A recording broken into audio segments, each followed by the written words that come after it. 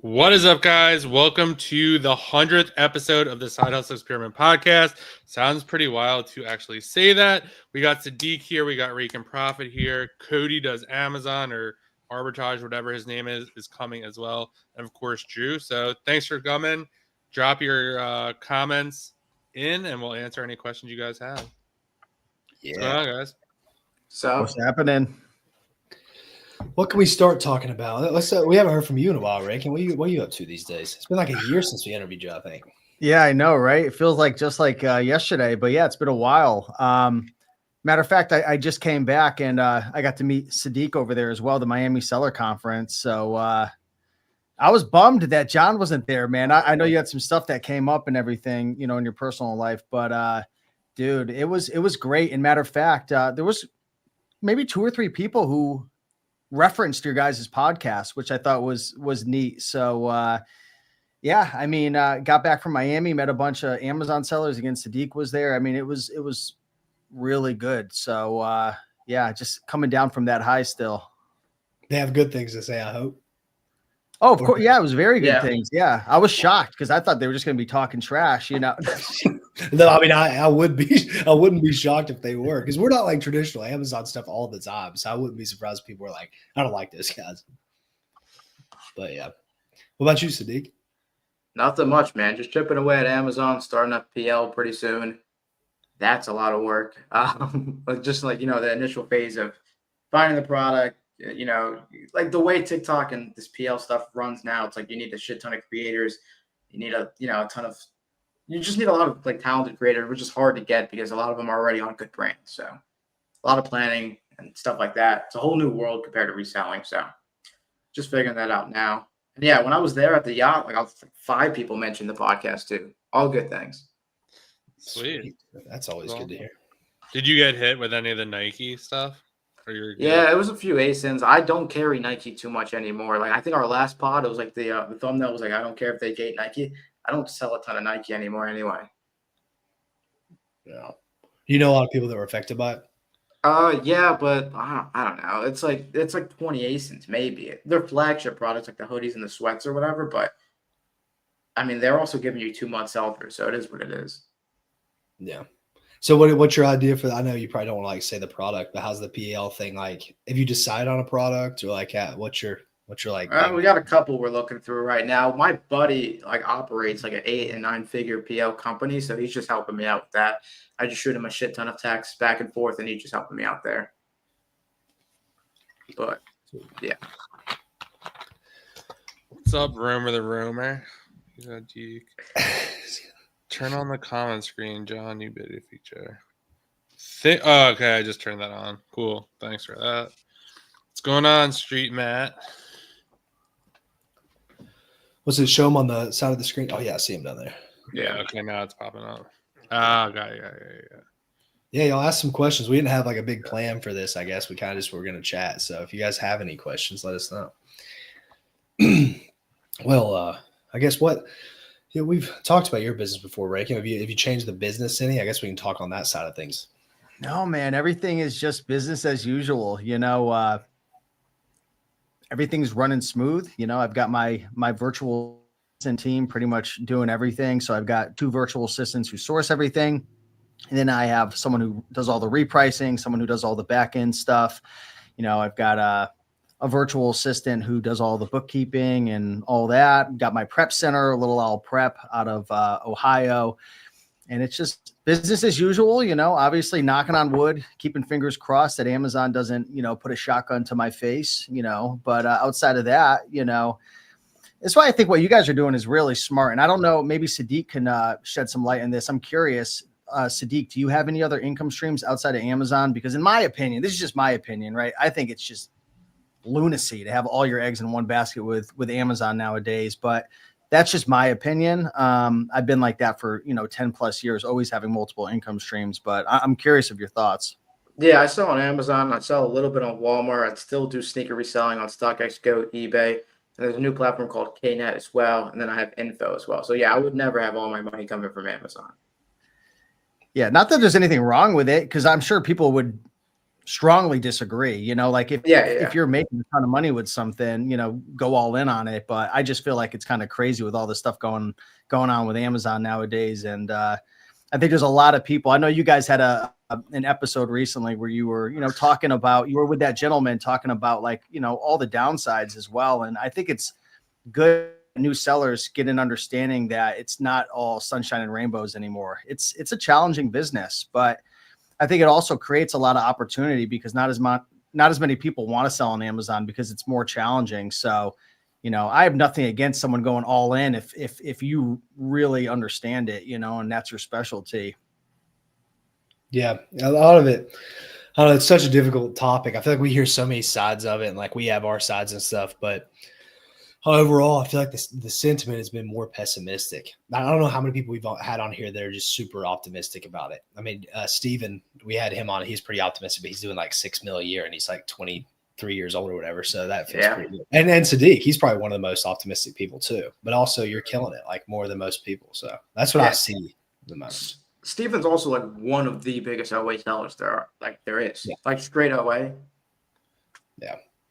Let's get to some of these questions, John. They dropped a bunch. Debate opportunity of Amazon, Drew versus Dig. Yeah, debate opportunity of this will be good. I don't even know if I want to do that. I feel like that. Well, I don't know. I feel like everything I would say, so he'd be like, "Yeah, it's probably true," but there's just like, I don't know. Do you think you have like super? He listens to the pods. What do you think, Sadeq? You think you have like super opposing views to what I say about it?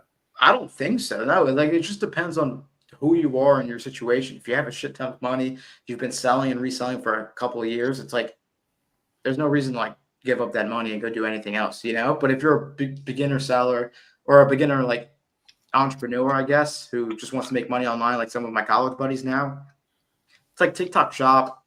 It's probably the best opportunity. There's a couple other. I think there's better opportunities if you're a brand new. But I mean, if you have like the right circumstances, I think it still makes sense. What's up, Cody? What's up, Cody? What up? What's going on? Cody in the house. See, if I turn myself sideways, how bad is it? No, that doesn't work. Sadeq, I'm curious, like, why do you think, and I agree, but why do you think it's better for newer people like college buddies and stuff to do like TikTok Shop and whatnot compared to Amazon? Is it because you think the average person is too much of a bozo to like run a real business and they're just looking for like a little side hustle that makes quick money? Like, you know, they're not going to put in the time and effort and get punched in the face 100 times and get over it? Or like what brings you to that conclusion? That exactly what you just said. Most people are bozos, want run a real business, and a lot of them don't have a ton of money starting out either. Like I had a good amount of capital coming into Amazon because I was doing sneaker reselling for like the past 3 years before. So, yeah, awesome, man. Yeah, I struggle to see like just the upside of it. Somebody's starting. That's my problem, especially because now that I'm out of it, I see so many other business models. I'm like, man, if you just started something like that and put the time in, your upside is just higher and your downside is like almost capped. Like the only thing you're risking with most of these businesses is time. Like we've been talking about Whatnot a lot recently. Whatnot, the fees on there and the shipping is so low. Like everything's so low that you could just get like basically anything from a garage sale. If you had a little bit of sales skills, you can make like $100, $200 an hour on Whatnot.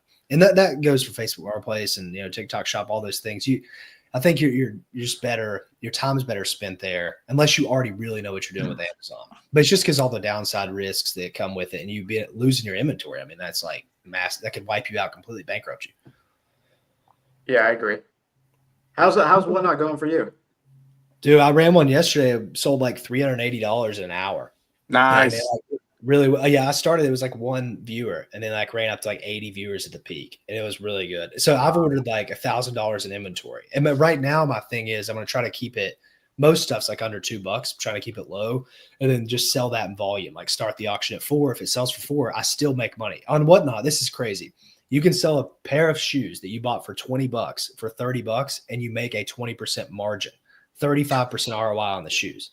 So you can sell on Amazon. What you'd lose like $28 if you did that with the returns and everything. You'd go negative if you sold a pair of shoes for 30. On there, you can make profit, and there's no returns, no cancellations, and the shipping is paid for by the buyer.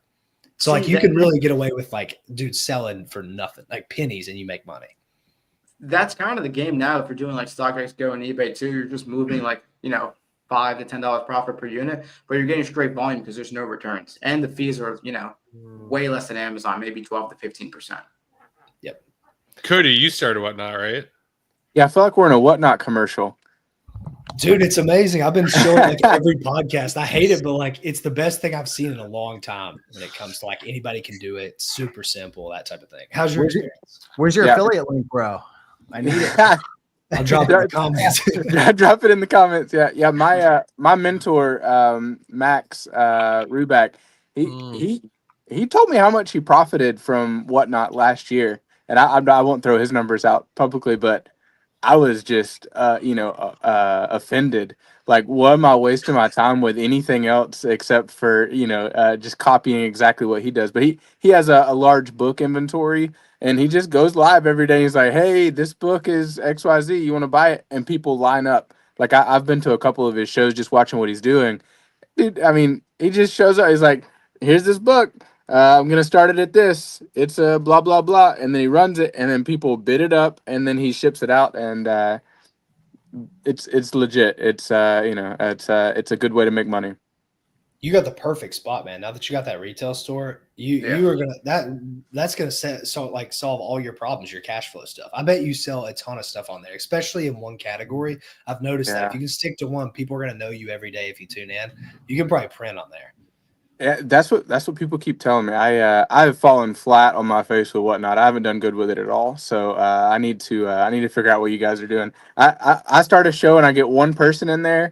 And then it's just me talking to, Adam from North Carolina or some crap. And like, I don't know. I hadn't had luck with it yet. So if it makes you feel better, I did one yesterday and I only lasted 8 minutes. I got on there and I have all these AIP items. I'm like, I have 8 things here. I get on and like, cause Drew sold a bunch of stuff. So I'm like, oh, like I'll start at $1. Like someone's definitely going to buy this. I get on the first one. I'm like, oh, blah, blah, blah. Like no one buys it. I was like, oh shit. Like, I wasn't expecting it. Just completely threw me off. And then like I get the next thing, like the auction goes, no one buys it. I'm like, oh my god. Then like someone buys something and their payment fails. And then I had that happen. I'm like, my first show, and then someone bought like this like $30 headset for like $1, and I was like, oh my god. I'm like, well, it was such a disaster. And then after 8 minutes, like, all right, I need to like regroup. And last night I watched like about like an hour. Watching TV, like an hour or 2 of shows, I'm like, damn, I should have just did this first. Because now, like, I understand. Like, I should have started this at $5. Like, I should have done a giveaway. Like, should have done all this stuff. But I was more just anxious to, like, get started and see what it's all about. Growing I made pains. 35 Figuring it cents. out. 35 cents. On my dollar, which is crazy. Because, like, if you sold something on Amazon for $1, you'd be probably $3 in the hole. I can see it being big. Like, I think that it's very possible to scale it up to like have a 24-hour operation where you do like 10K a day. Like but you have to have like I ran giveaways the whole time, like nonstop giveaway. I was giving away a Carhartt beanie. So it's like a $20 giveaway basically for, 5 giveaways, 6 giveaways straight. So I think that plays into it. I have a really good looking thumbnail like for the pre-show. So people will click on that. Make sure you're selling in a good category, that type of thing. I've learned a lot of tips of it already. Just because Levy got me so pumped on it. And then I tried it and I was like, damn, he's right. I've streamed for an hour and 40 minutes and sold $500 worth of stuff. And then they double your 150. So I'm really going to get like a $600 payout. That's not amazing. A sponsor. I'm just saying it's pretty good opportunity. That's exciting for me. One of the things I want to do, I want to help people that are low income, like actually start making money with, flipping stuff and the side hustles and whatnot. Whatnot could be the answer for, like you said, somebody could go to a yard sale, freaking pick up a box of vintage hats for 50 cents a piece, go on there and, if it works, it hasn't worked for me yet, but I mean, I keep hearing the same story over and over again. So. Yeah. I mean, I'll try if you should DM me after this. I'll try to give you some tips or send me your thing and I'll tell you like some stuff to do. I'm not a professional. I've only done 2 shows, but I've watched it like nonstop. Like if I'm not on there, I'm trying to watch shows nonstop. So thank you, man. I appreciate that. So we got OA versus eBay to Amazon. Avery's trying to get some form of entertainment as he's having he was drinking Coronas yesterday on the live stream, so he might be drinking again today. To be honest, I'll say this. I used to be like, oh, like for eBay and Amazon, I'd be like, oh, it's just not safe. But then seeing everything else that's going on with Amazon right now, it's like it's the same shit. Like they're not taking legit invoices. Like I feel like you have just as good a shot. And Steve's upside is much, much higher than a normal OA person. Like people getting rejected with Nike.com receipts. And it's just I did see you responded to a comment the other day. Someone's like, oh, I bought my first E to A flip or something and asked the seller for like an eBay invoice. He's like, no.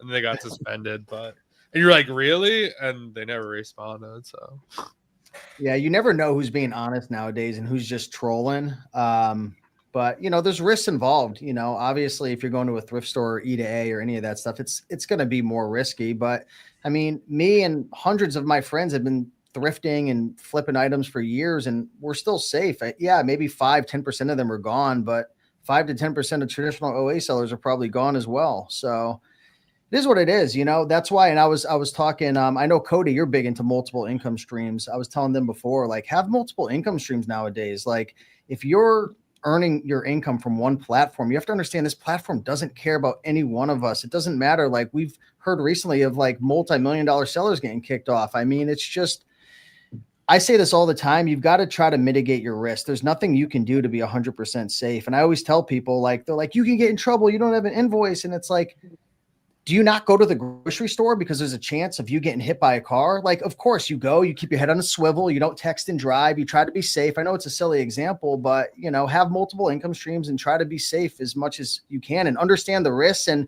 if you're a guru, don't go around telling everybody it's so safe and buy my $10,000 course and you're going to make all this money and there's no risk, because that's a bunch of baloney in 2025.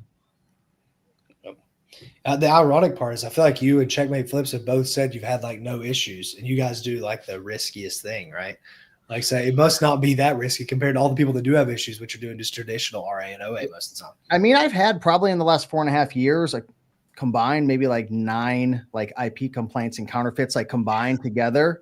But for me, I don't know if this just works for me. Let me know. I'm curious, Sadeq, if this works for you and for anyone else here. If I ever get a like an IP, I usually just go to appeal, acknowledge, and it just gets removed instantly. Like I've only had one where it wouldn't get removed, and it was because I sold a counterfeit textbook that I knew it was sketchy. I bought it from one of my suppliers, and I was like, Joe G. Davenport was like, dude, whatever you do, don't send those books in. So I didn't, but then I got like crazy, and I was like, I'm just going to send one in, and boom, publisher came after me, and I'm like, I am a complete dumbass. Ouch. Yeah, that was my fault. I mean, it didn't look like a counterfeit, but it came back like we use a software or a website called Books Run Counterfeit Calculator, and you could run all your books through, and it tells you if it's like very likely of being one, and it said it would be likely of being one, even though it looked real. So, but yeah, I don't know. Do you guys like ever just appeal and hit acknowledge and it gets removed, or is that because I have a 10-year-old account? I've had it happen both ways. Same. Yeah, I just submit my invoice or my order confirmation. If I beat it, great. If not, it is Well, what it screw is. you, okay? You and your invoice. Yeah, on eBay to Amazon, I would never do eBay to Amazon, and I would never advise anybody to. But with that said, nothing against Raiken. By the way, Raiken, I watched your stuff when I was beginning, and like I'm like rooting for you. Like I don't hope anything bad happens to you, but I don't sleep good at night. With too much risk, and it's not my game. You don't go to thrift stores and sell on Amazon or garage sales or ever sell stuff around your house. Like you're 100% only if you have a beautiful invoice. Not new. Used maybe. I would do eBay to Amazon used. But new, I don't know. It seems too risky. The brand says, "Hey, I don't really like this guy selling this, so I'm gonna make waves." Yeah. And but this is a misconception that a lot of people have. Like 98% of the items I'm going after, the brand doesn't give a shit about it because these items 100%. Are 10, 12, 15 years old. So what does it matter if it's? And I'm not getting defensive against you. I'm just trying to state up. I get passionate, but what's the difference between it being new or used? If it's a Sony 10 tape deck type of deal or a micro cassette from, 16 years ago and it's brand new. Like, who's coming after you outside of like getting a counterfeit? But you could get a counterfeit for a used or a new item and you're not going to have an invoice. So that's the argument I never really understand. And again, not towards you, but just generally. But the difference is you have, $60, $70, $100,000 in cash tied up on whether or not you put used like new or new. And then there's like one little linchpin thing that happens on a new thing. And you're like, I bought it from eBay. And like, I've heard, the feedback that I've gotten from multiple people, they submitted their eBay receipt and Amazon accepted it. I've heard of that happening. Just for me, it just seems like I don't know. I feel like I wouldn't have a leg to stand on if, things got nasty, and especially like, throwing around as much cash as like, I mean, you're freaking killing it with volume, that much volume. Like I wouldn't sleep good at night. I hope it goes really well. I get nervous. That's my view on it. Yeah, no, I definitely respect that. And I have a friend of mine, Seth. Do you know Checkmate Flips at all? Yeah, I know Seth. You think I'm doing volume? I'm doing nothing. This dude's doing like $1.5 million a year and all eBay to Amazon, but he's doing merchant fulfilled. So he made a video the other day talking about how he believes it's a lot safer to do it merchant fulfilled. And he's all new as well. Just because obviously if you get in trouble with Amazon, they at least don't have all your inventory. And I've heard, I don't know if this is true, that they maybe care less about your inventory and invoices if you're merchant fulfilling versus FBA, just because there's less liability. I don't know if that's true. He said that in a video, but no, I respect it, man. Again, I try not to, I just share with people what I'm doing. And, if people want to do it, do it. If not, there's a million ways to make money on Amazon. There's so many different ways. Everyone here is doing Totally something. agree. True. All right, let's go through this. Kings of Econ, best online biz podcast. Thank you. Tapping in the Whatnot community after the last podcast. We have a good one coming next Tuesday or Thursday. We'll have a really good Whatnot one. We talked to somebody. It'll be Thursday. The last time we talked about the podcast, we messed up the order. Everyone's like, "Where's that episode?" Raiken, how hard is it running a software company? I mean, in the beginning, it's really, really hard and very, very expensive. But just like anything, if you have a really good team and you know what you're doing, it certainly gets easier over time. But you gotta enjoy what you're doing. My software. You can drop the name if you want. Yeah, it's called Replane Catcher. It's pretty much like an eBay to Amazon sourcing software. It's really cool. It's what I do. I'm in the trenches every single day with it. So building a software around something that you do, it's really, really fun. But it's very, very expensive and pretty much takes a long time to make your money back. I still haven't made my money back on it, but I enjoy it. Does anyone here have any software that they own or run or built for themselves, even just like for your own team, like custom software? I'm super curious to do it. Like, I've been listening to a lot of podcasts about like AI and how you can build code. I want to do something for the influencer program. I don't know exactly what it would be yet, or if I could just do some stuff to scratch my own itch for stuff that I want. But no. So, what other comments we got here? Levy got everybody on the Whatnot. He did, man.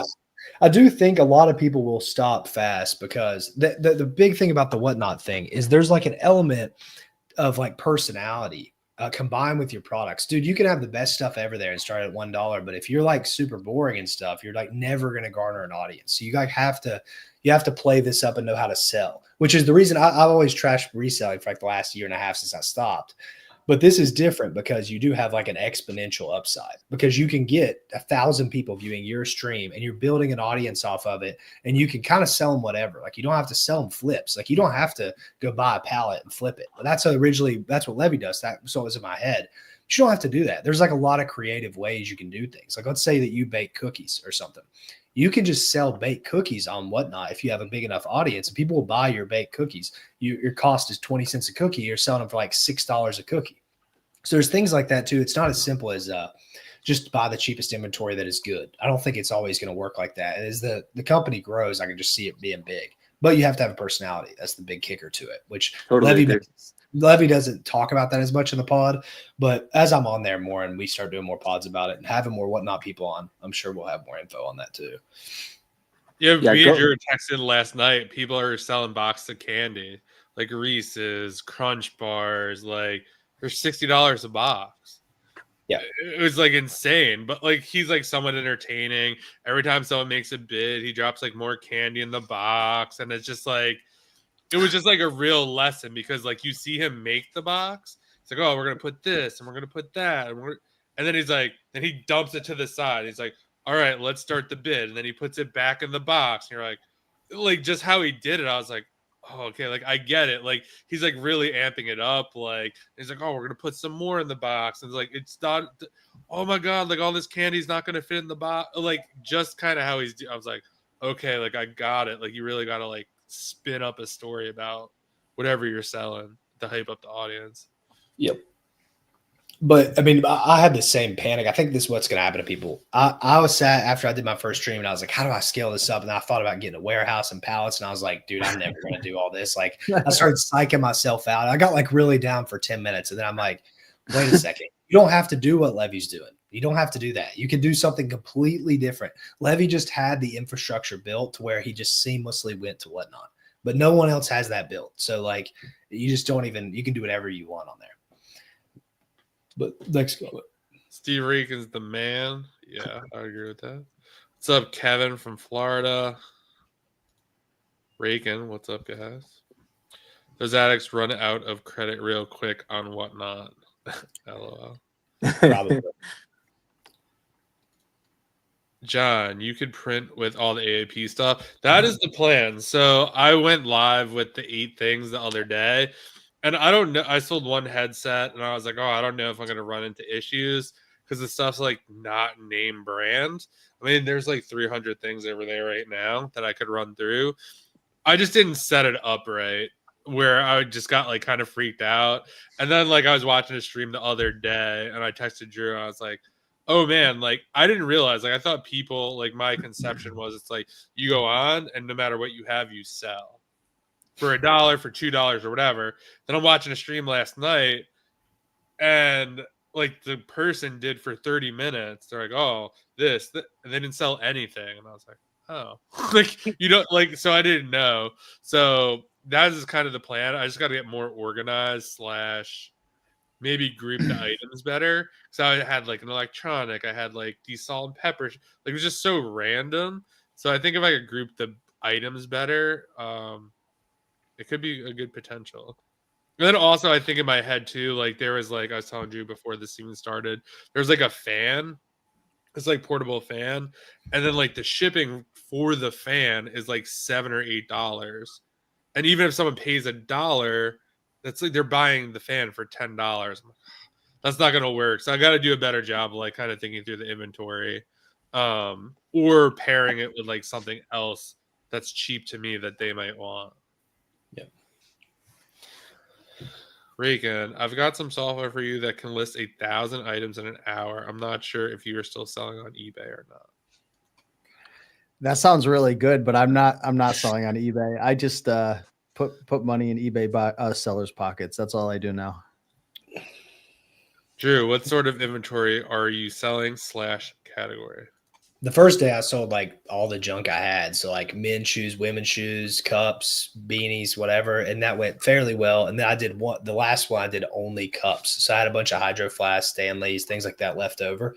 So I just did those. And I still have a lot of those left over, but those seem to do well. The problem is shipping those things suck. Like polybagging them, because you can't, you just want to polybag the inventory. You don't want to put it in boxes. It'll take forever. So that was annoying, but that was the category I was in. Yeah, with Whatnot, I just don't want to. I don't want to freaking be live and like have to like it feels like clocking into me. It's like, all right, everybody, let's get this show started. Like I don't know. I'm sure that's a limiting belief on my side somehow, but ideally for me, growing it would be hiring some kid to come in and be charismatic and do the store show twice a week or something like that. But like me doing it, I don't know. It feels. I would have to make I don't know. It seems like it'd be a lot of time and like it'd be a big commitment. So I'm talking myself out of it. Sorry, I'm ruining the stream, but it sounds really cool. But just I get the only thing I would say about that is, and I get where you're coming from because I felt like this too. I'm like, am I an idiot for going on here for like an hour and like spending so much time on this? But the thing is, you are like, you do this on Instagram every day, right? You post on All Instagram day. every day. Yeah, Why every do day. you do that? Yeah, it's to a good question. build Yeah. an audience to where in the future you're thinking that'll leverage somehow. Like, you're on the pod because you build an audience, that type of thing. So Whatnot's the same thing. You just have to not think about like a reselling platform, but think about it as a social media platform. Because if there's Interesting. Yeah, makes sense. any kind of influx that comes on that platform, if you have some big influencer that like Kendall Jenner or whatever that brings people on the platform, or you have like a big commercial, Super Bowl commercial, you will get like 10 times the people there. And if you're already established, it'll be like TikTok all over again, where those kids were dancing, making $1 million a month. That's how I see it. And that's kind of like the bet I'm taking on it at the moment. That's a great answer. That makes a lot of sense. Yeah, but it's like speaking of TikTok, my wife and I, we do the TikTok shop, and you can do the TikTok shop affiliate videos where it's like a 30-second to 60-second video. You're like, this is the best mouse ever, blah blah blah, whatever. Or there are people that go on and they'll go live for 4 hours talking about how great the mouse is, and it's like, I'm not going live for 4 hours to talk about how great but it makes to make the 30-second clip. Like we have some of those that have done 200,000 views or something, and then it's just running in the background. I like that a lot better than having to go live. So, but I love what you said. That makes a lot of sense. And like Harry Tornado, he goes live or whatnot. Talk about an audience. He's like some of the stuff that they sell. It's like that would not resell on eBay. And then he sells it for like $30, and they're like, Harry Tornado touched this doll or whatever. So I think you're right. Yeah, and then he'll sprinkle in his like hot sauce, which he probably paid for $1, and he's selling it for like $14 on there. I watched one of his streams because everybody sucks so bad that I watched on there. I was like, I need to watch somebody good, and I found him, and I was like, this guy's really good, and he gets like 500 viewers at the time. Yep. Next question, John. I don't know if I can pull these up, but I don't know either. How do you watch it and not buy stuff? Self-control. Don't put your credit card in there. Yeah. For me, a lot of it I don't even want. I'm just doing research for me personally. And it's just like a lot of this stuff. Like, I'm trying to lose weight. I would need like a 60 thing of candy. Not something I need. You're not even safe in your house until someone drives through it, right, Raiken? You guys know what happened, right? Do you know what that means? Yeah, like 2 years ago, I was in my house. Matter of fact, I was in the garage. I was working on an Amazon shipment before I had my prep center. Everything was great. I remember I came inside, and I'm not a big smoker. I don't really get high anymore or anything. But for some reason that day, I decided to take a half an edible, and I was just blasted out of my mind. And that I'm really not. I don't really get stoned anymore like back in the day. Well, anyways, I remember I'm in the kitchen, I'm cooking up some sweet potato. I don't know why. I'm grilling sweet potato and eggs, and all of a sudden I hear an explosion, and I'm like, what is going on with this edible right now? And I run downstairs, and there's a fucking car inside of my house, and I am so high right now, and I don't even smoke. Like, I'm like, I have a couple beers, and like, you can take advantage of me. Like, I'm like down there, like, what is going on? There's a woman inside my house in a car, and I'm screaming at my girlfriend. There's a fucking lady. She smashed into the car, and I run outside in my shorts, no shirt on, and it's just, so yeah, you're not safe anywhere. That's why I don't care about not having invoices, guys.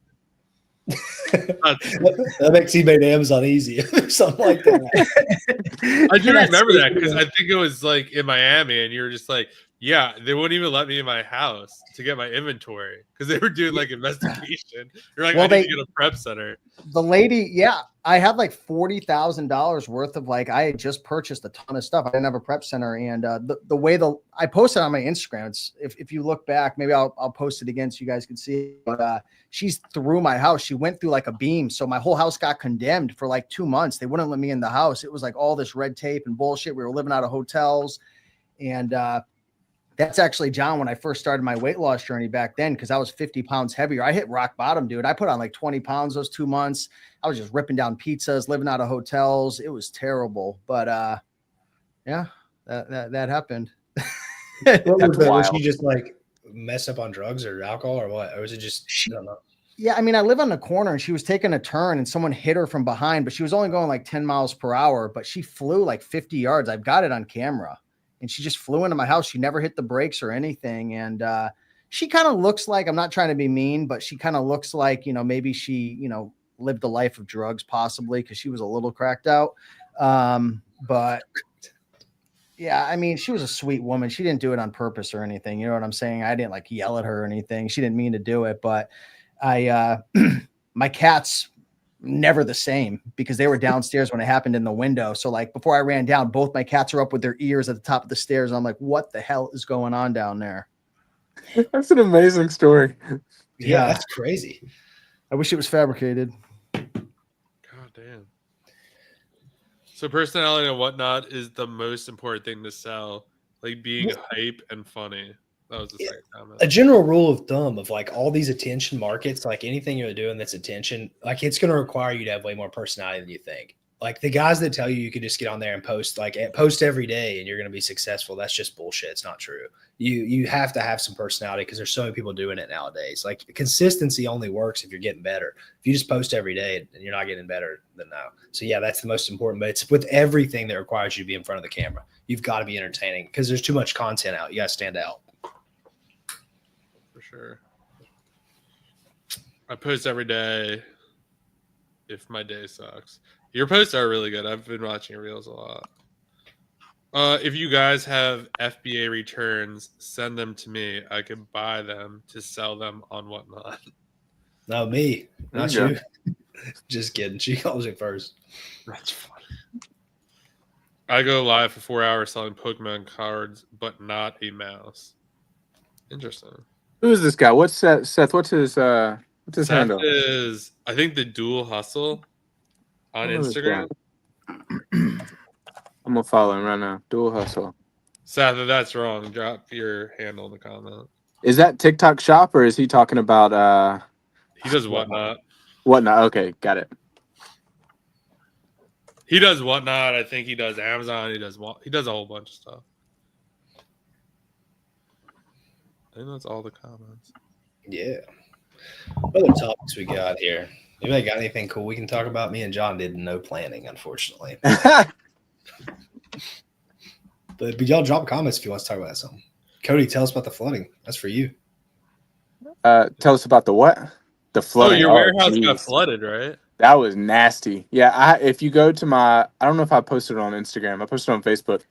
So my warehouse is beside a Dairy Queen. It literally looks like there's a river flowing into the wall of my warehouse, and there's luckily the way it was built, the front, which is the store, that's where most of our inventory was, didn't get touched, but it came in through the back roll-up door, and it was like 2 inches all the way into the back corner. No coverage. We ended up being it only ended up being like $2,000 or $3,000 worth of loss, and then a day of cleaning it out, and it was nasty. So, What area? say it again. What area are you in? Like, where was it at that got flooded? I'm in Georgia. I'm Northwest Georgia. Yeah. Did you see where the tornado thing? What's that called? Tornado Valley or whatever? It's usually Nebraska, Kansas, that type of thing, is now moved to the right, and now it's like Georgia, Kentucky, and those places. Have you seen this? Mm-mm. Yeah, it might be a permanent thing that tornadoes move over to like hit. I'm in Kentucky, so like hit our side of things instead of like Kansas and Dorothy and Wizard, all that stuff. They had a lot of tornadoes, but now I think it's here. I saw somebody write like a big news person write like a big thing. Don't tell my wife that. Nobody tell my wife this. I've been like panicking about it. I'm like, man, this is crazy. Like we usually have decent weather in this area of the country, but that's not good at all.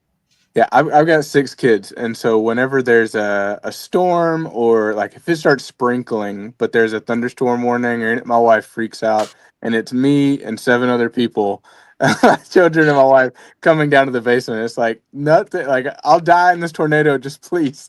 Like I don't want to be locked in the basement all night. So, how's your UGC journey going? Dude, it's wild. It is so freaking wild. When I started, I was like, I'll do TikTok Shop. I'll make some dumb videos. I like making short form, content. So like, you guys make really good content. I enjoy watching it. Thank you. We're still figuring it out. And if you go watch our stuff, please judge us because we should be judged because it's so stupid. But my wife just got a contract for $1,250 for a video. It's a video, and then they want 2 or 3 different hooks, and then 2 or 3 different calls to action. But I was like, that's crazy money. Like, and like the product is stupid. Like, I have no idea. Like, they're just throwing money at UGC, and so we got that, and then I got $100 and something for a video. Like, there's like a ton of opportunities like that. So yeah, my mind is easiest money I've ever made. It's so dumb. So I don't understand fully why it exists, but it's a cool little side hustle. So That's sweet. Well, because they're probably they need creatives, and they're gonna just throw a shit ton of money at like Google ads and Facebook ads and Yeah. stuff. So like for them, like if they've got 100,000 a month they're spending on ads, if they can get a really good creative, that can absolutely take their business to the next level. That's why they're probably spending it. yeah, and the cash is nice, but like also in the back of my mind, I'm thinking like, what am I gonna launch at some point? Like, my current only thing is I have a personal brand and then a Discord, and like that's kind, I don't want that. That's not my legacy. Like at some point, I'm gonna launch, I don't know, something fancy. I don't know, like a toothpaste or something, and then I'm gonna know how to do D2C, and I'm gonna know how to do the UGC content, and I'm gonna really understand short form video and how to make ads that convert, and like that's kind of running in the back of my head, like all this, like the skills will stack at some point, down the road. So Yeah, and then about those UGCs, like they get the creatives to run the meta ads. You guys know Hudson from Comfort, like without the thing R or O, Comfort. It's like the #1 TikTok shop brand. They've had a Oh yeah. They hit me yeah. up the other day, and we're still talking. We'll see what Yeah, happens. they, But they've I've had never cre- heard of them. Their they've had products are expensive. yeah, they've had creatives that have done like millions on millions on millions just from like one video on paid ads. So they're getting the return. Yep. what is it, Hudson from what? Comfort. I'll send it to the private chat. Comfort. And how are they finding your wife, Cody? Like, is it, and I'm curious, John, as well, like, are these like business owners, are they looking kind of like at your profile and they're seeing like your style and your confidence and your video type and like, ooh, I'd love to pay them because I think we could get a good angle, or I love their quality. Like, Yeah, so from my understanding, and we're still learning this whole thing, there's kind of three opportunities. There's one, the Amazon influencer program, which is you make a bunch of videos, it's on Amazon.com, they watch it, you get a commission. Then there's a TikTok shop affiliate where you make videos for the brands and then whatever. And then there's just regular UGC, which is where my wife kind of started it, and then it's kind of turned into this whole thing that we do now. But you make a portfolio of all of the videos you've made. We put our most successful TikToks on there, like some couple skits, just stupid things that we put together, and then we have that portfolio, and then you make an account on all these different UGC platforms. So there's join brands, brands meet creators. There's like 100. Like type into Chat GPT, give me UGC platforms like join brands, and it's like a really long list of different platforms. And then you just go on there, and then either they send you jobs or you can hit apply. And then like on one of the platforms, hold on, I'll brag a little bit. I've applied to 664 jobs.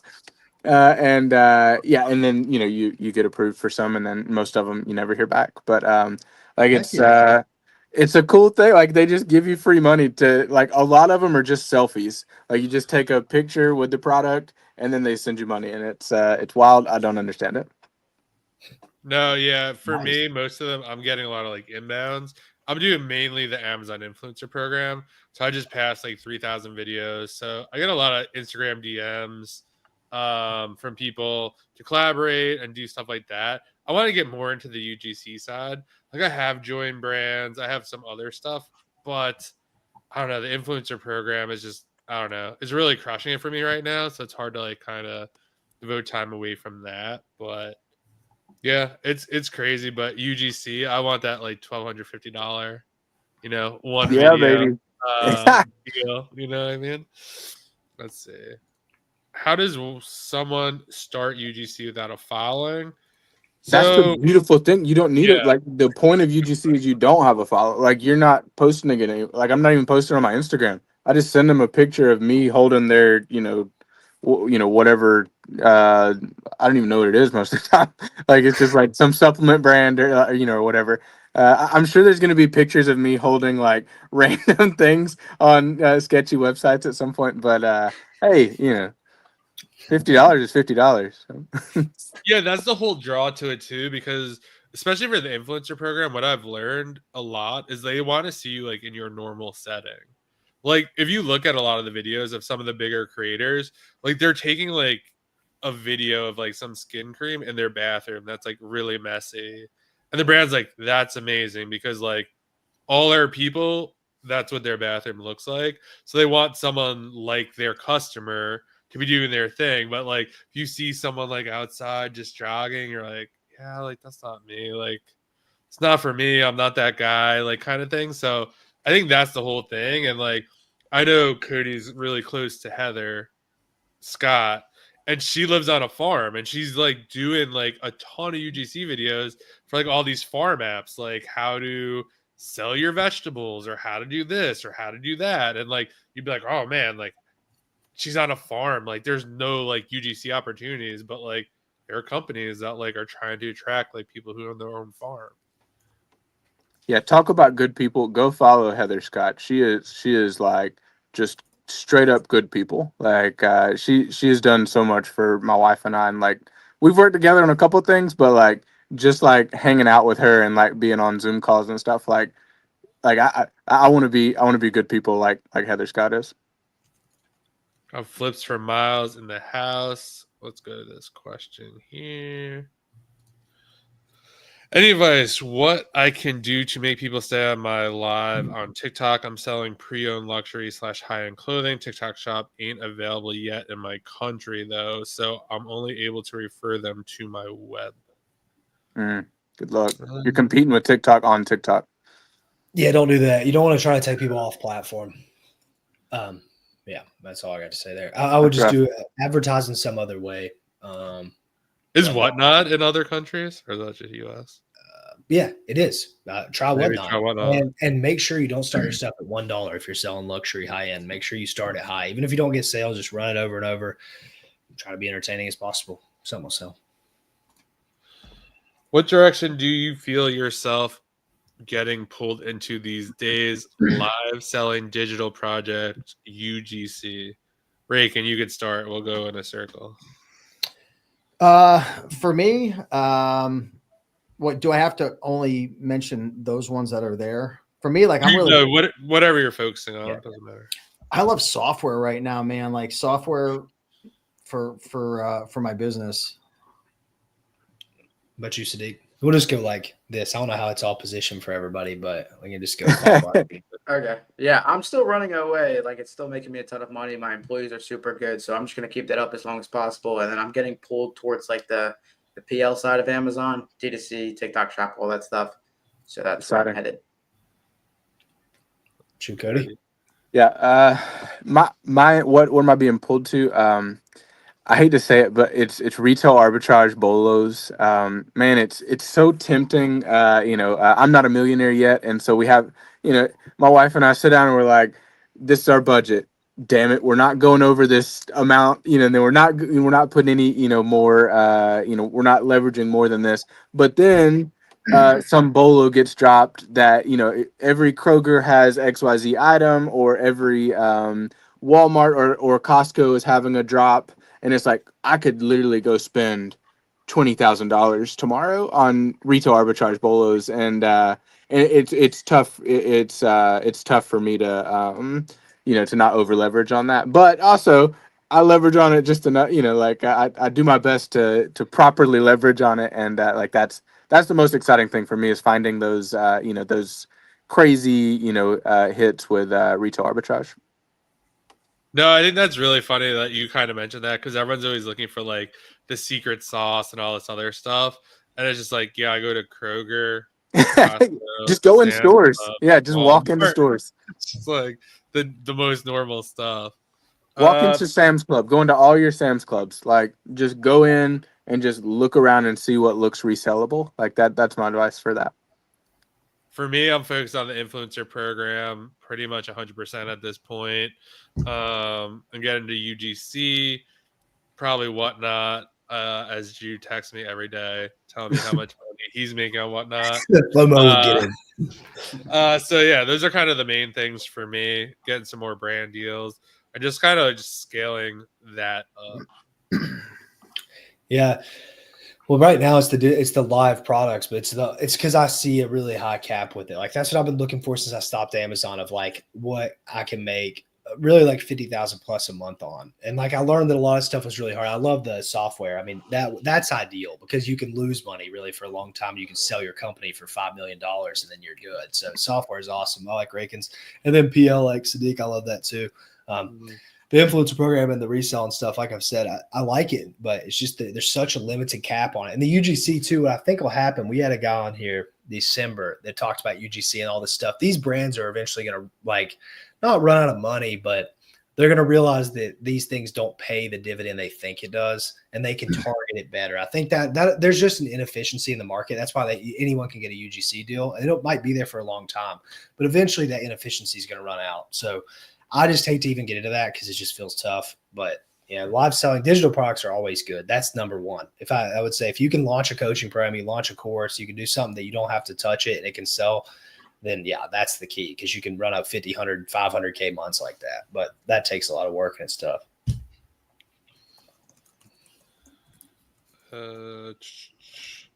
Any tips to grow your TikTok shop so you can become eligible for TikTok shop?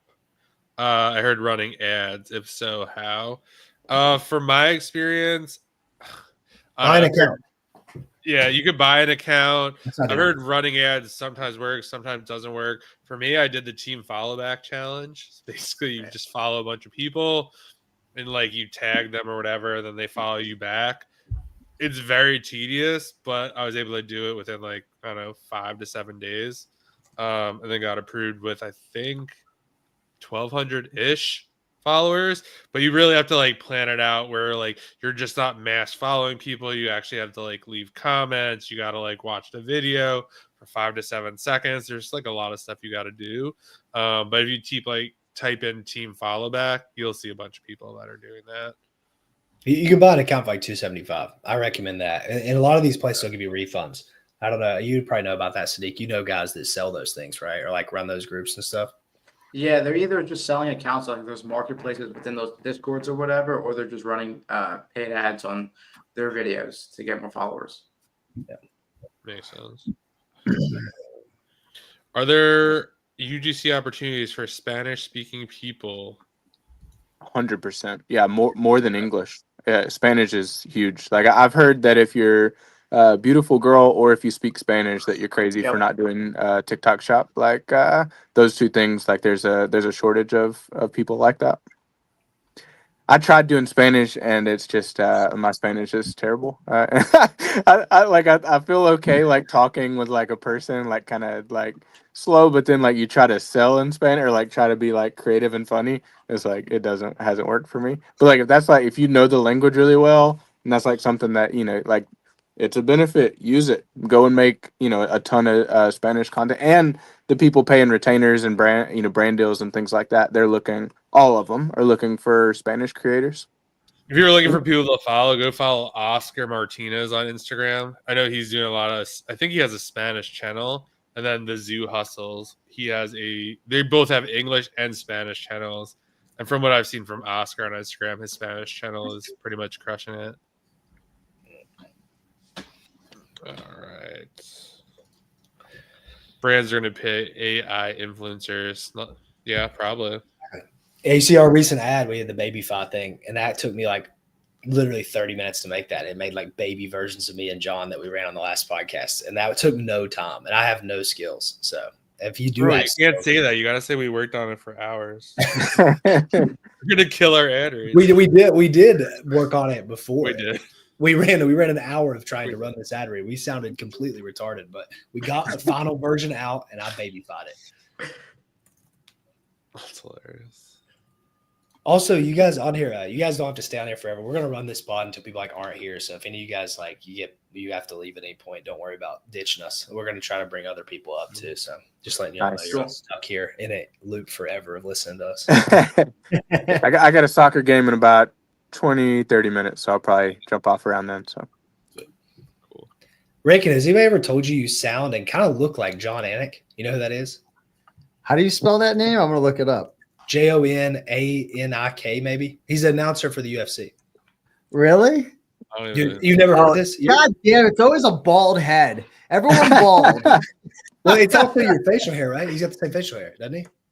Yeah. No, I could definitely. It's your I could voice. definitely It see should not even the look. You sound like him, and he's known for having a good voice. That's compliment. I as see it a well. little bit. Oh, yeah, I can see yeah. that. When you hear him, you're gonna shit, man. It sounds just like you. I never noticed Hey, it. I'll take it. Yeah, I just noticed his name. I'm like, wow. Nobody's ever told you that? Is that John Anik? Yeah. No, I there's a boxer guy. I forget what his name is. Everyone says I can't remember his name, but no, it's a first. So Wait till you hear him. You're gonna go, whoa. It's oh my your God, I'm gonna listen to him after I get off this. Deke, any Discord interviews coming up? Probably not. No, I'll probably just do them on YouTube instead. Ooh. Yeah, Are you still doing your Discord, Deke? I feel like I haven't seen you like really promote it. No, I'm not. It just, I don't know. It was a lot of work, and I'd rather just do it on YouTube because there's more discoverability. You know, it's more searchable rather than having those people in the Discord and broadcasting to them. So That makes a lot of sense. yeah, they were fire. We had like a whole run of a month. We had Amazon Jeff 25 million a year. We had 1,000 ASINs, Amazon Lit, and then my friend TD8 Sneakers, who's done like 20 million in sales by 20 years old. So that was 1 month. Like we were on a run. What made you stop? I don't know. I stopped around Q4 of last year just because I was getting super busy with like the store and then coaching as well. So You still coach him? Yeah. It's going well? Or are you trying to get new people? no, really well, because I figured out a couple of brands and a couple of sites. Like I figured out all the brands that are still open and the auto engates, and I'm sourcing that. So it's like I definitely still think there's a ton of money to be made. Sick. I'm gonna run a whatnot beta for my followers in 2 weeks. If any of you are interested in the initial round, I'd be blessed to have you. What's that mean? I'm not sure. What does that mean? Go buy his stuff. Yeah. How's reselling freedom going? It's Raiken? good. Yeah, it's good. Yeah, I remember that you participated for a little bit. Yeah, we have about 300 members in there, so it's pretty steady. A lot of beginners, a lot of people thrifting. Because for a lot of new people, I don't tell people, like, in my opinion, I think it's best to start on the smallest budget possible to learn the ropes with Amazon. I know, guys, you don't have invoices going to a thrift store, but it's just, I see so many people fail all the time who don't have any business experience. They just run up an Amex card and they don't understand all the challenges with Amazon. So I still recommend people all the time to go buy some used books at Goodwill. But it's certainly not the same anymore. Have you, John, gone to a thrift store at all recently, or tried to scan a book or anything, or get back to your old roots? I kind of so me and Mike, the used book guy, we're in the same area, so I'm pretty sure he has it like locked down. But like, funny enough, Mike got into it because I was on Romer's podcast. He's like, that guy lives by me. Like, if he's doing it, I could do it. So that's how he got in. Wow. Yeah. So I've actually got a couple people who have been like, hey, are you still getting books? Like, because like I used to do the free book pickups. So I give them all to Mike. And I gave him a couple the other day. So yeah, I always want. So what I heard from Mike, which I'm like shocked, supposedly the prices are absolutely insane. Like there was one Salvation Army right by me. It was like 50 cents paperbacks, $1 hardback. He's like, it's like $3 and $4. I'm like, damn. Like, yeah, it's insane. My mom, she still sells books. I taught her like 11 years ago. She still goes to the thrift store, scans books. It's great. But she tells me, she'll call me and say, Steven, it's not the same anymore. Like, so what's going on over there now at our thrift stores is there's a couple people who are there all day long. I call them the thrift store vultures. They just stand at the thrift store all day long for 10 hours. I mean, hey, God bless you. It's better than a normal job working, at the mall or whatever. But these people are ruthless. Like, new books will come out, and like my mom's 70 years old, and like, you know, she's moving a little slow. She's a sweet lady, you know, she's just thrifting. They'll rip all the books in front of her, throw it in the cart, like just mutilate her. And it's just like, I want to go over there and just smack the shit out of them, but I know I can't, you know what I mean? But it's like, they don't, but that's the game nowadays. You know, it's a jungle out there. If you're going to the thrift store, ain't nobody your friend. They don't care if you're 70 years old. It's kind of nasty. So I feel bad for her because she used to source a lot of books, and now the vultures are just, they're hungry. They're hungry, flipping their $11 books, making 80 cents profit per book. So they need a lot of them to, you know, get the gas back home. Everyone's like, okay, we're going to be so politically correct. We can't respond to that. No. No, I agree. No, for sure. It's just, I think those things, yeah, just like more people that I think a lot of the problem too with that kind of stuff is like the more known it gets, you have people willing to do that type of shit for like nothing. Like they're not even making money. They're just like ruining other people's chances of making money. Like they might be making a little bit, but like standing there 10 hours, like, I don't know. I think that's probably what happens with a lot of stuff. I know that happened with sneaker reselling too. I used to love that stuff. Dude, it's like people standing outside so they can flip 3 pairs of shoes for $30 profit total. It's like, what are you doing, dude? I get a job. But you never know. You never know. If someone's there for 10 hours a day, they must be making money. You know, that's one thing I've learned. Sometimes we like to judge people and we think, oh, they're not making money. But sometimes they are. Sometimes the stupidest, silliest, most boring businesses actually print money. But I don't know if sitting at the thrift store for 10 hours waiting for new books coming out prints money, but maybe. Yeah, it's just what I like to do with that stuff. The reason I say that, it's just like a math problem, right? It's like how much did they make in per book? How many books they get per day? You can basically like add it up in your head. And like how much, like, I don't know much about that business model, but I would just assume that there's not like $1,000 profit of books a day at the thrift store. But maybe there is. Well, I may be wrong, but I would like assume in the heyday, if you walked out of a thrift store with like $300 to $400 profit, like that was like an amazing day. I'd say like, and that's what you had a bunch of textbooks. I would say most. I don't know for you, Raiken, but for me, it was mainly like probably over for 50 to like 150. You walking out with when I was doing it anyway. It just really depends on the day or the thrift store.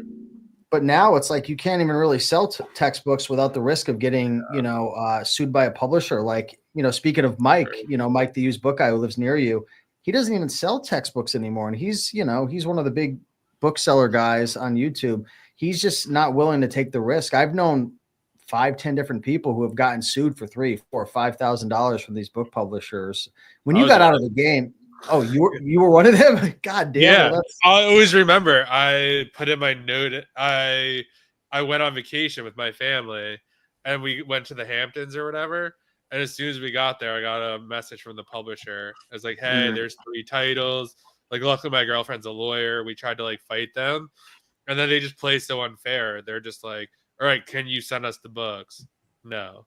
Oh, you could come to our, you know, facility and basically see the books for yourself, but we're only available like these hours." And like I was working a 9 to 5. I was like, well, it's like 5 hours away. Like I can't really go there.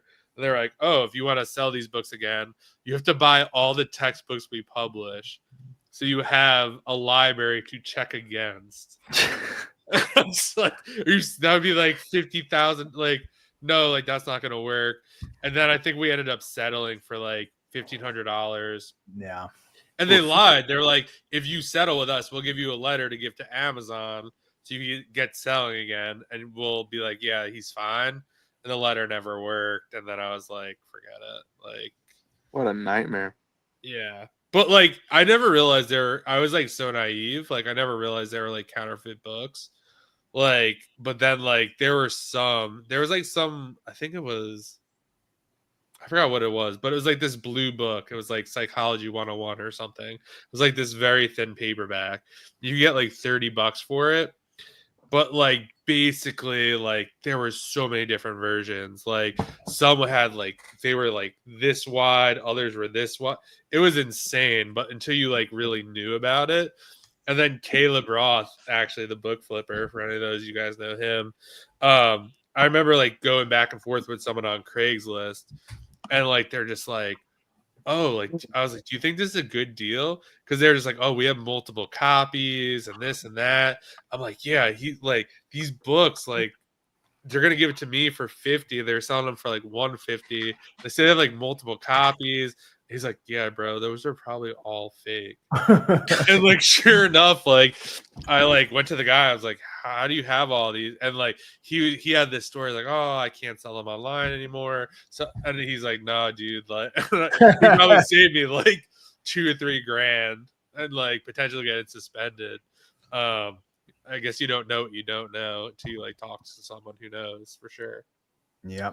Well, it's amazing to see how far you've come, John, over the years, man. I still remember watching your videos, being in the warehouse. You had the Gaylords and everything, man. And yeah, no, definitely killing the podcast. But guys, I got to run. It's the top of the hour.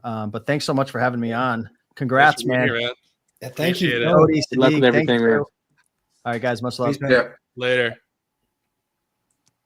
Sadeq, how long will you be joining us? I feel like you'll be here for a while. Yeah, we'll see. Whenever my brother comes back, they're on a hike right now. I forgot you're in Florida. Yeah. I don't know. 100 podcast is crazy though. Now that Raiken mentioned it, just because I used to watch like the happy hour with you and Michaela. So Yeah, it's 100 crazy. podcast deep is pretty crazy. I'm like still I can't believe we hit 100 episodes. It just seems weird. What do people say about it? I was gonna ask that. What do they say about the pod if like people mention it? Yeah, when I was on the yacht, they were like, "Oh my god, I loved your episodes with Drew and John." I'm like, "Thank you." That was really it, to be honest. But I don't know, they like it, and because a lot of people like the unfiltered stuff of the podcast, because a lot of podcasts have to be politically correct, or they have courses or whatever to sell in the background. So we just talk whatever we want, and I say retard all the time, so it's perfect. Yeah. this is a great non-politically correct podcast. What you got, Cody? When you dipping off here? What's the next 100 episode? What are you doing? Like what's the what are you doing next? Like where's it going? Like 101 or 200? Yeah, like the next 100 episodes. What's the goal with it? Like just kind of seeing what happens. Yeah, I mean, me and John haven't really we don't know. We're just kind of like ripping it as we go. And what we've learned is like people enjoy, I think, having these different business model people on. Yeah. And hearing this, and I was watching, this is something, we probably don't have a ton of viewers right now, but just letting people know, if you go try a business model that we talk about with a person and then come back and watch the pod again, it gives you a whole different perspective. Like we talked to Levy about the whatnot thing, and I was like, yeah, this is pretty cool. Like he seems like it's a good opportunity. I go and do it. And then I come back and I watch the pod again, and I was like, dude, this was a course. Like we just literally gave people a course for whatnot, like a ton of questions, especially like when me and John both try to push back on the model of like, well, this seems like it could be a problem, or like, well, don't you run into this? It's like, well, usually somebody watching that is going to see that, and that's the problem they're running into. And then I'm the one presented with them or whatever, and then they talk through it. So really kind of building this like course of stuff people can do. Like I would love to be able, if somebody wants a business model, if they want to check it out, like this be the place to like go look. And like we're skeptical about every business model. Yeah. So like they get a good read of what's good or bad. That's what I'd hope in the future. That was kind of the vision that like we kind of came up with. It was just like, all right, like can we highlight other people making money? And it was hard at first because like obviously this YouTube channel is a lot of Amazon people, and sure. We definitely had some push. Like I would say probably before we hit 50 episodes, like if we had someone on talk about Etsy, like it did not go well, or another business model. But now as we have other people, like we had someone with Faceless YouTube channel that has like almost 400 views at this point, right? Like that is not really anyone in the Amazon skill set or whatever. But like the feedback I'm getting, like DMs or someone like wrote the other day in a comment on the last one we did, like, yeah, like please keep having like other people on. And I think we kind of, at first it wasn't good for us. Like we weren't doing ourselves any favors in the community that we were both in, being like, yeah, guys, like you should be looking at some other stuff. Like Amazon might be like the best. Like, and people have definitely told me that like, yeah, people are talking trash about you. It's like, whatever, like this is our experience with the model. And like, that's how we always tried to keep it. It's like, this is what our thoughts on it. Like, this is why Drew quit. This is why I'm doing the influencer program. And like, if you like that, like, great. If you don't, like, that's fine too. I think that's kind of a little bit why like we're able to do it for like 2 a week, just because it's like fresh or whatever. But yeah, I mean, hopefully like we just keep doing it, and I don't know, it's one of those things where I feel like we're finally starting to feel traction, but it's took a year and a half, 100 episodes, right? Yep. Like how many hours? I don't even know. I don't want to think about how many hours. But So yeah. Yeah. The Jake Rader podcast was great. Like I didn't even know you could make that much money in YouTube. I like at all. And he said there's people like way bigger than him making more money. And I think I texted either one of you two about it. I was like, if it wasn't for PL, I probably would try to do this. dude, one thing about like having Jake on, and we had the sales guy Chandler and those guys, Yep. like those people don't have big followings, so like they don't get to be heard. But like, dude, you have guys making like nothing that have these huge followings that like preach these things, and it's like I always noticed that, and I picked it up. A lot of people we had on the pod and stuff. I was just like, well, they're not even making shit, and people are listening to them. So I was like, I know all these guys that don't have followings, like making 30K a month, 50K a month, or Jake making like 100K a month. It's like, whoa, why don't we have those people on? Considering like it's just a huge difference. I think that's cool, and yeah, maybe it doesn't get like 1 million views ever because those people aren't known, but it's probably going to be more valuable than having some guy on there that's like basically pitching you that doesn't even sell, that type of thing. That's kind of my vision for it too, because I love having these people on that would like don't have a following and just have like tons of knowledge. It's crazy. Those are usually the people who make the most money too. Like most They of the are. time, like 99% practitioners. Yeah, they're actually doing it. Yeah. I usually pretty much book most of the guests, and that's usually what happens. Like Jake was like, "Yeah, I'm making like $7,000 in a day on this YouTube channel." I was like, "All right, like we have to get him on the like." There's these little snippets of time that like you just like follow people all the time, or like the reselling teacher when he came on, like he basically like it's like God, he like basically shat on like brand direct wholesale. I'm like. Mhm. Yeah, like that's what everyone's like preaching right now. Like, let's have him on. Like, let's see what he has to say. So it's not that we're like trying to be controversial, but it's just like trying to get other opinions instead of be like, yeah, like just go to the store, just like rip it, and, like run up your credit card. Like we're trying to like I don't know, get other opinions, I guess, or like people that just like push back on the model, or I don't know. We've had people on here who just love Amazon, and that's fine too. What else we got here? So, John, are you completely done selling on Amazon? No more inventory? For me, I'm winding it down. The influencer program just makes way too much sense for me. I'm starting to get brand deals. I'm doing more UGC. It just doesn't make any sense for me right now to kind of do Amazon.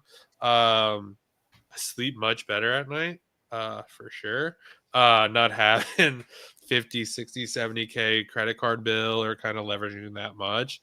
I just like making content. It just makes more sense for me. And like we've talked about this on other podcasts, and it's like I think everyone should ask this question. And I think it's interesting now that Sadeq's here because it's like, oh, like I was never as big of a seller as Sadeq. So it's like ask yourself, like, how much money are you actually making? Is there a better way to make that? I would think Sadeq would be like, no, there's no way. I could do that doing TikTok shop or something else. But like I think for me, like it was like this just makes a ton of sense. There is a better way. There's something I enjoy much more. And that's kind of why I quit my 9 to 5 to do something I actually enjoy. And Amazon just became like way too big a hassle, way too big a headache. I just wasn't enjoying it anymore. Yeah, for sure. I don't love Amazon. I love money. Like I'll go wherever the most money is. And I got to the point too with Amazon where it's like I have these employees, I have a lot of good systems. So I'll never like turn it off, but I'm not putting all my effort into it. I think PL has a much, much, much, much higher upside. So I'm spending more time on PL now than OA. Yeah. And outsourcing it first was smart. Yeah, for sure. Very smart. Wish I would have done that in hindsight, but whatever. Thanks for doing this live. Yes, you are on a good track inviting guests doing other businesses. Oh, I want to say something about that. Go for it. My barber, I went to my barber the other day and I told him we had a podcast like 2 months ago or whatever. And he's on there and he's like, dude, I watched your podcast. It's good. Like, man, there's people making so much money doing all this stuff. Like, it was really good. I was like, dude, I thought, okay, there's no way he watches this shit. And then he said, you got to lay off those monsters, like drinking all the monsters. I was like, he does watch the podcast because I'm just spamming monsters the whole podcast. But yeah, that was just like a completely normal person, just a barber that had watched our stuff and been like, yeah, you guys do a good job on that stuff, having people on. So that's cool. They're gonna need a new barber in like 6 months. Yeah, maybe. Honestly, I He's told gonna him. be on Whatnot. I told him that. I saw him like 2 days ago. I was like, dude, Whatnot's crazy, man. It might be the future. So we'll see. Dude, I bought something in 2022. I sent you a screenshot, Drew. 2022, because Whatnot back then, they were bringing a ton of sneaker resellers onto the platform and paying them a crap ton of money per month to just go live. Whoa, I didn't know that. Yeah, Really? they still do, but not the same guys. Cody, you were saying something? No, I wasn't. Oh, okay. I thought you were saying something. My bad. Thought I interrupted you. Yeah, Sadeq, I forgot you even messaged me about that. I hadn't updated you about it, but now you got the update. So Yeah. Yeah. It's crazy. It's just like brain rot buying. Like, that's just insane, especially if you're super entertaining. Like, I know some guys who are still big on it now, like sneaker resellers, and those dudes get like thousands of viewers and they just print cash. Dude, there was a guy selling shoes and shirts and like shorts and stuff, and he had 2,000 live viewers. This was what got me like super hyped on it. Is he had 2,000 people on there. He was putting these T-shirts up. They were like random, and you can do like there's all these ways you can do the auctions. But this dude was doing 5 seconds sudden death, meaning like whoever had the last bid at 5 seconds, that was it. And he was selling $35 to $40 T-shirts every single 5 seconds. And I was like, dude, if you make the math, he's selling like $500 a minute. Like, you do the math on that, it's like, what is that, 30 grand an hour? Like, the dude was selling so much stuff, and I'm like, whoa, man, if you have the inventory, and he was so entertaining, like saying stuff over and over. I'm like, this guy is printing money, like probably making over $1 million profit a year doing that. Like, there's no, I mean, I don't know how you make that much money that fast with like products like that. It's just unbelievable. Yeah, I know 2 sneaker store owners. One's Hype Miami, Marcus Sharp, if you guys know who that is. He sells a lot of the store inventory on Whatnot. And he has a very good personal brand. He's been around like way longer than me, so maybe like 6-7 years. So they move a lot of their dead inventory that way. Yep. Yeah, Cody, you got to get on it, man. You have the personality for it too. You just got to figure out how to do it, because like, No, what I need to do is figure out how to make it fun. Like, if I thought it was fun, I'll work all day if I'm having fun. You know, I enjoy doing it.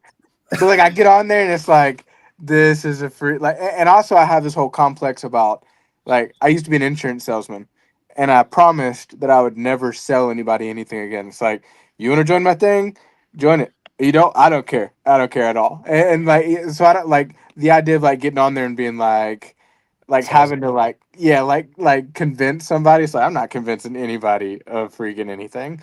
And so like that's kind of been a hold up for me too. It's like just a personal thing. Well, you know me, I'm not like a salesy. I just like kind of nonchalant about stuff, but I get on there and like try to tell my story here and there too. And you can tell yours, like, hey, I sell on Amazon, Walmart, whatever. I have all this inventory. I'm just trying to get rid of it here. Like, I'm not somebody who's going to shove down your face, bid. You know, just like being yourself on there. I say, and then people are like, that's refreshing. They like say that in the comments. And then you just like, I just feel like you could kill it because you're like pretty entertaining and you got so I appreciate that. Like, I have freaking inventory, and I have access to more. Like, I have people like I posted.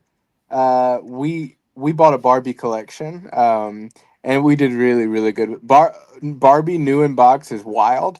Like, I had no idea it was such a thing. But anyways, we have access to so much, and like if we wanted to do consignment, I could blow it up. Like we could have so much freaking crap at the store. So yeah, I don't know. Maybe in a year we'll talk again. It's like Cody does Whatnot, and that'll just be my whole thing. Is it just me and my kids on there just freaking pimping out used Barbies or some crap? So. Dude, have the kids on there, have the wife. Like, it's like a family experience. We just had Rick on. It'll be like Thursday. He was talking about how he had his wife run a show. He ran a show. The kids would be there, and he's like, my family's addicted after 2 shows. Like, they want to run lives all the time. I'm like, we don't have enough inventory. Like, we got to get more stuff. So if you have access, dude, you could just run it like nonstop. And it's once you start getting sales, you have people interacting with you. Like this is fun. People are asking questions, but there it's even more fun because they're like dopamine maxed and they're like Right. pumped to see you. Like they're excited to buy your stuff. They're kind of like competing with each other.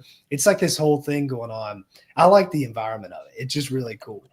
So I think if you could just like kind of immerse in that and get enough viewers, you'd be like, yeah, this is cool. Yeah, it's on the list. I'm gonna give it a real solid try, and then I'll either give up on it or it'll take off. How are you with the Amazon Walmart journey? Are you still?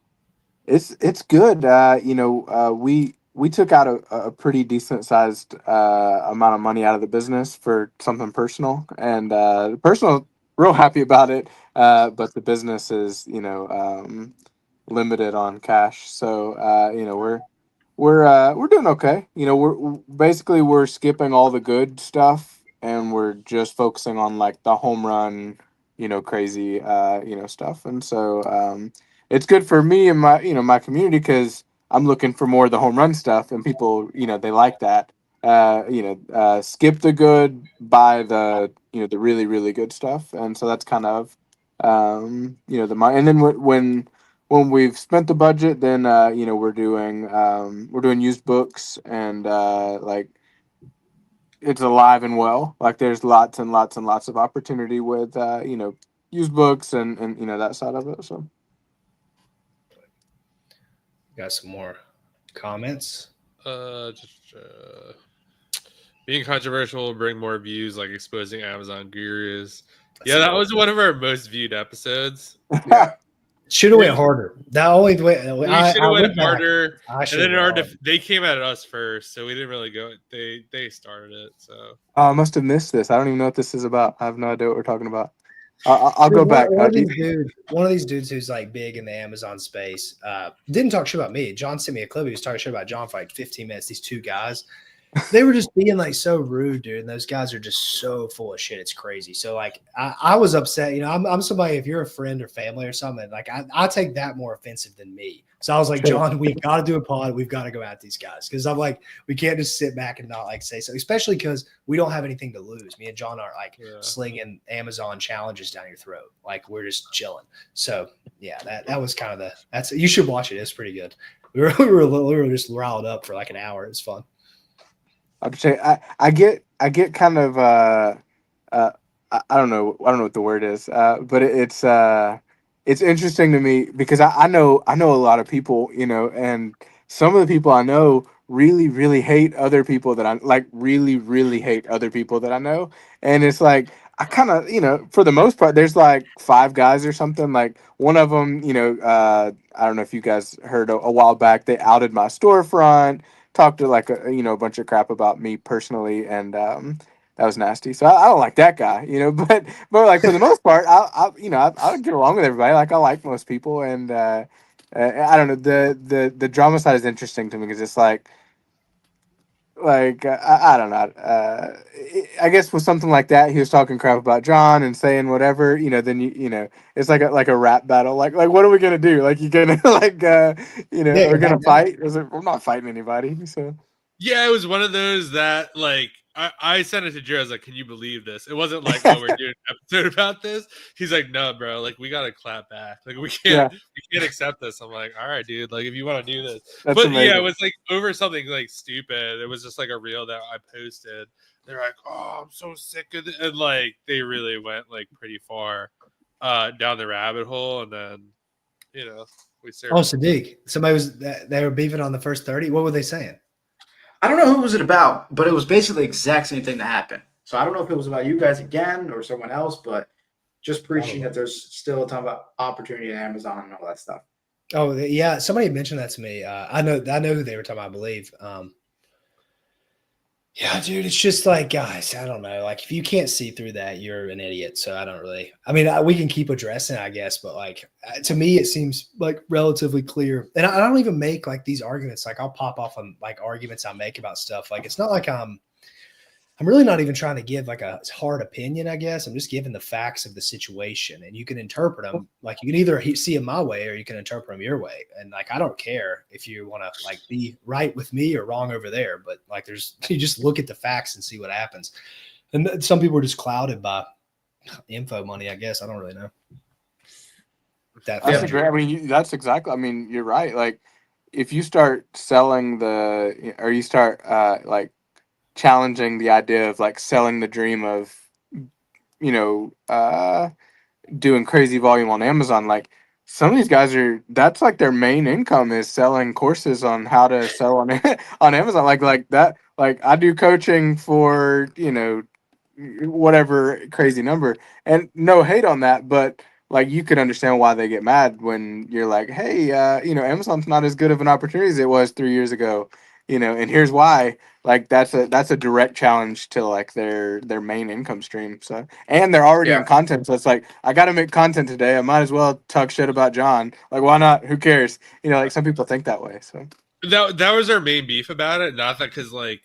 Yeah, you could say that we kind of come down hard on Amazon at times on this podcast, but like that was probably our biggest beef. It's like you guys pretend like it's COVID and like it's absolutely amazing, and it's not. Like they make like the claims like we could get you through this in a safe way. It's like you can't claim that. Like that's absolutely ridiculous. So yeah, that was kind of our main beef with them. Pull up that comment, the what's the deal thing. Because I'll say this too, what's the deal with Miles and Warner going? Well, like, here's the thing. When I talk about a bunch of these dudes, I talk about a bunch of these guys. I try my best not to talk about Miles and Warner because the thing about those guys is they've done their best to put so many people on. Like Miles put me on and gave me like a podcast platform and all this stuff before anybody even knew who I was. So like, and you can see Miles really never gets into beef. Although people try to get into beef with him all the time. So like, I try not to. I bet every time somebody says anything about him, I'm just like, well, if you're going to talk shit about somebody, like, I don't know if that's the right guy because he's been around for a long time. He's helped a lot of people. And I don't know, man. Like, if you really knew the guy, he's like a really good guy. It's just the other people that start the stuff. Like, and Miles is just the easy target because he's most popular. Like, so it's like, oh, yeah, it's easy to pick on the big guy. But okay, like, the other guys are way more problematic, in my opinion, because they just lie. And Miles is kind of just like preaching the same message for a long time. And it's at least consistent. And I don't think he's lying to people. I think he's just kind of like, showing stuff. So I don't ever talk about them because I like them. I don't know Warner. Maybe he is bad. I don't know. I don't know him. Dude, I love Warner. Like, I mean, like I watched his YouTube stuff early on. Like Warner helped me tremendous. Like stuff that I saw on his YouTube channel with like his like different like the complete. I've never paid either one of them any money. I don't think. But like his completely free YouTube training stuff, like just how to do a reverse search on tactical arbitrage, like things like that. Like I learned a ton from just free content. I don't know what they're up to now, but another thing. Go ahead. I'll be right back. Hold on. I'm not against talking about like if somebody's doing something that's obviously just like sketchy, like I don't like it is what it is, like calling it what it is, but I also think there's this whole thing of like what I said earlier. I have to make content today, so I might as well XYZ, like and it's like I don't know, I don't get that. Like what, come on, like you can't make a better piece of content than just like scorched earth talking crap about the biggest influencer because I don't know. I think a lot of it is like clout chasing. They've built a giant platform. If you can somehow attach yourself to that, like why just make good content and like really build something. I think that's a better plan. Yeah, the problem is too what people don't understand. If anybody in here gets really big in the info world, you never want to address people that are talking bad about you. That's like the worst thing you can do. You want like we're on the internet. People don't see each other. Like it's not like we're connected to other people. We're only connected if we want to be connected. So when people attack back, or we didn't even attack to start with, we were just giving our opinion. But if you address some opinion that's negative, like that's bad on you. Because people are going to you're not going to gain audience with that. You're just going to eliminate the people that are like, well, who are they talking about? Let's go view that. And they see me and they go, that guy's pretty smart. I'm going to listen to him from now on. And then you're fucked. You don't get any more coaching guys. So that's the problem with clapping back against people. You're just going to give them your audience, but you don't get anything, in my opinion. Yeah, I that don't and know. then I'd probably clap back. I'd probably. I don't know. I don't know if I could hold myself back. I don't get that much hate, which is funny to me. But like if I like in the past when I've gotten it, I didn't really address it publicly. Like I don't know that but in my head, I think I would want to. Like I would want to like expose it and be like, this is set. Like like with the bankruptcy thing. Like I filed bankruptcy a while back. Like I was excited to come out like I very publicly put it out there. And I think like if there was somebody trying to expose me for something, like I think I would I would probably just be real open and public about it. So. Yeah, that's just tough. Like that. I agree. Yeah, that was like we both watched it back separately. I was like, oof, I don't know if we should post this or whatever. But like the overwhelming, everyone was just like, oh, like thank God you posted. So it was like, okay, like it was more, I guess, like the podcast, like listeners are like sick of the bullshit. So it's like, all right, like we're just gonna lean into this moving forward, and I don't know. Dude, there's I another think aspect of this where Amazon and reselling content is literally the most boring content on the face of the earth. I'm not just saying that because I'm out of it. Like, dude, that stuff is like bottom feeder. It's all the same content. So whenever there's new stuff you can make that's like dramatic or fun in any way, I feel like you kind of have to because, dude, I've never heard a new reselling thing in like years. Like, there's never been a new reselling take. It's like the same thing because it's the same type of like situation all the time. So that's another thing. Like, you might as well make it fun. People want fun. They're sick of watching like the same thing every single day.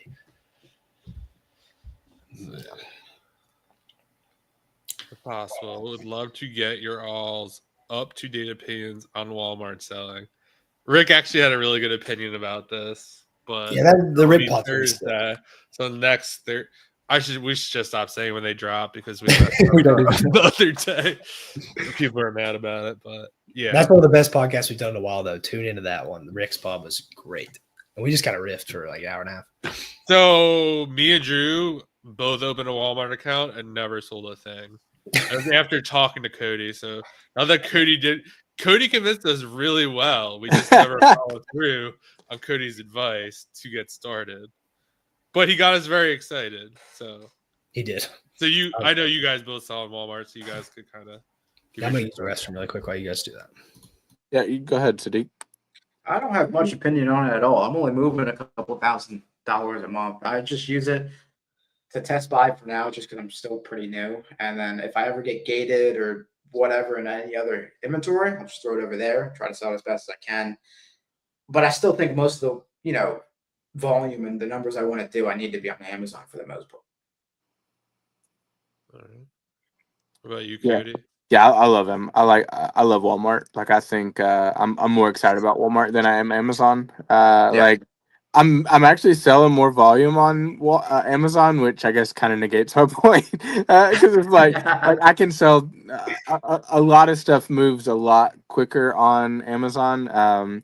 But also we're doing a lot of FBM right now too, and so it's like uh, you know FBM is tough on Walmart. Like we took a huge L. We sold a bunch of these basketball net things, and profit was great. The whole thing was great, and then every single one of them got lost. And every single one, something about our FedEx. I don't know exactly what happened, but like it's like a whole thing, and it's like nasty. Well, on Amazon, we would have had some protection. On Walmart, it's like kind of messing us up because Walmart is just so inefficient with some of this, and so but big picture, like I think like every Amazon seller should have a Walmart seller account, and you should be actively testing because like some stuff that we've hit, like we hit this electrolyte stuff from Sam's Club, and it just flies. I mean, just like crazy volume, and I bet there's a lot other stuff like that, that does volume on Walmart. Interesting. What'd you say, John? Did you give our opinion or did you say what you thought? Well, I started off. Well, spoiler alert: the person we talked to on the podcast on Thursday, Rick, his kind of take was like he thinks it's going to be the same as Amazon, just quicker. but I don't know. I That's have kind a of why I question. didn't do it. But I have a question for you, Cody, about it. Maybe I asked you this on the pod too, but give another answer, I guess. My biggest issue with it is I think this is why I didn't do it initially after we created the account, is I don't see how Walmart doesn't become far worse than Amazon after a period of time because the volume there is so low compared to Amazon. And they're not going to take market share from Amazon, but they will take sellers from Amazon. So it seems like a bad math equation. But what do you think about that? Because we had somebody give a decent little take on against that, but he said he didn't even know if he was right there. Yeah, I don't know what'll happen in like the next 5 years. I don't really. I have no idea. But like I know some stuff moves better on Walmart than it does on Amazon, and I know there's like a lot of opportunity. Like especially if you're doing the kind of bolo chasing toys and grocery and the hot stuff. Like might as well have a second account to sell it on. I see your point. And I agree. I think Walmart wants to be Amazon when they grow up. It's only a matter of I wouldn't be surprised at all, like going into Q4, if Walmart adds a $39.99 a month fee, the same way Amazon has, and if they add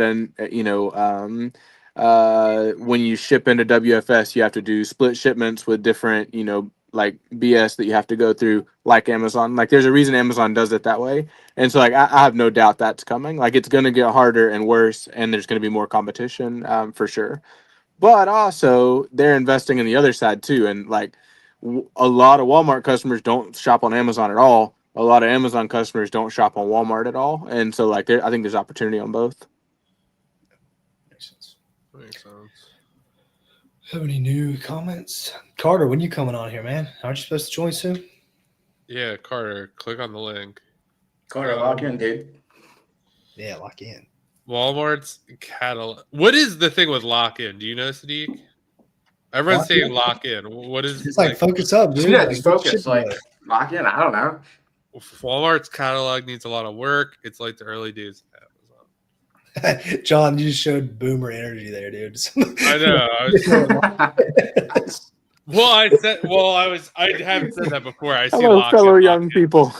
There's some people on. There's actually one person on Twitter who named a supplement "Locked In," and I was like, "That's really Yeah. similar." Everyone's Nice. saying "Locked In." You know what crash out is? It's like what Elon's doing right now. He's having a crash out mode. Oh, okay. I guess I would make that assumption. That's what I meant. Opposite of lock. Cody, you had a good quote about this. It's like the wild, wild west on Walmart right now. Yeah, that's true. But also, people got shot in the wild, wild west, and nobody cared. Like, Sorry, your yeah, little. like be careful with like the people who are talking about it being the wild, wild west are selling bull crap liquidation that they bought at thrift stores and like random crazy places that they can't prove the authenticity, supply chain stuff. Like, you don't want to don't blow up your Walmart account. Like, the biggest it's going to be a huge asset to have an aged Walmart account. So like, yeah, it's the Wild West, but like, don't take that to the extreme. Like, protect your account. Like, don't be crazy. Carter, This is our What's sponsor, up, Carter? Carter VA Fastlane, baby. Carter, what do you think about our baby fied ad? Do you like it? I love it, man. I love it. I'm excited to keep getting posted, and I truly believe in the outsourcing. And just had somebody join VA Fast, not through y'all's link, but just always were us. That was the call as earlier. Just another client we're helping out. But yeah, don't want to come on here and promo or nothing. Just happy to be here. And I see we got two fine gentlemen on here, Cody and Sadeq. So glad to see it. Yeah, if you Where's need a VA, Did hit Steve up already hop Carter. off? Yeah. Mhm. Gotcha. Cool. We'll be on here for a while though, until people just tell us to get off, I guess. I don't know. We're willing to go however long. How many people do we have watching? Does this show you that on your end, John? It looks like 20. Oh, Ew. really? We're famous. All comments. Ask us some questions. Yeah, ask How long are you- questions. It's StreamYard is. I haven't used StreamYard in a while. Like when Rover's on here, it's like you could turn this on. I was like, I haven't used this. I canceled StreamYard. It went to $50, dude. $50? Have you lost your mind? I was That's good. crazy. It was like recurring on 20. I remember I told you I cancel it. You're like, dude, just cancel it. They'll be like, oh, you can pay half. And I did that. Then I got an email. They're like, yeah, we're jacking up to 50. And I'm just like, and then we're like, for the live, I was like, I'll get it for a month so we can do this live. I do got a question if everyone's sorry to cut you off, John, but No, I was looking at like 6 months ago, the biggest thing was like TikTok Shop. And I think Cody, you might have hopped in. So I would love to get everyone's opinion on TikTok Shop, because that was something I was looking at. Like, I really like this, and I know some more people have got into it. I haven't touched it myself, but would be curious to hear y'all's opinions on that model. Yeah, who wants to start? Sadeq, you start. I think it's still good for people who are just getting into business for the first time. There's no upfront cost or anything. It's just the cost of your time. And it's a good skill to have eventually, too, if you want to do more UGC stuff outside of TikTok Shop. So I think it's a great starter business. I definitely think it's slowing down just a little bit. Like before, I used to see people on my Twitter timeline, 6-figure months, 6-figure months, 6-figure months. I don't see those guys anymore, but I definitely still see like the 20, 30, 40, 50K profit months, especially if they're really, really good and have good foundation on the platform. So, What's your Cody? Yeah, that's a great answer. Carter, what kind of mustache is that? Are you a firefighter? What in the world is going on? Is it? I was actually big gonna Gillis compliment. mustache. I can't pull that off. I looked kind of homeless a second ago. I haven't mastered the stash yet, but I mean, I've heard people call me all sorts of things with this stash. So fireman, I'll take that as a compliment right there. Yeah, that was a masked compliment because I can't pull that off. I have to have the little scraggly beard with it, or else mine looks off. He looks like a firefighter who's about to save a woman in a house, if you know where I'm going. There we go. Uh-oh. Yeah. I'm saving sellers. That's what he's doing. Yeah. TikTok Shop. I think there's going to be a lot of people that make money when they launch a brand and put it on TikTok Shop. I think the TikTok Shop affiliate boom. Like I personally know someone in my hometown that made $370,000 in 6 months just making TikTok Shop affiliate videos. Just BSing, and they're not good videos either. And so like that was a boom. It was amazing.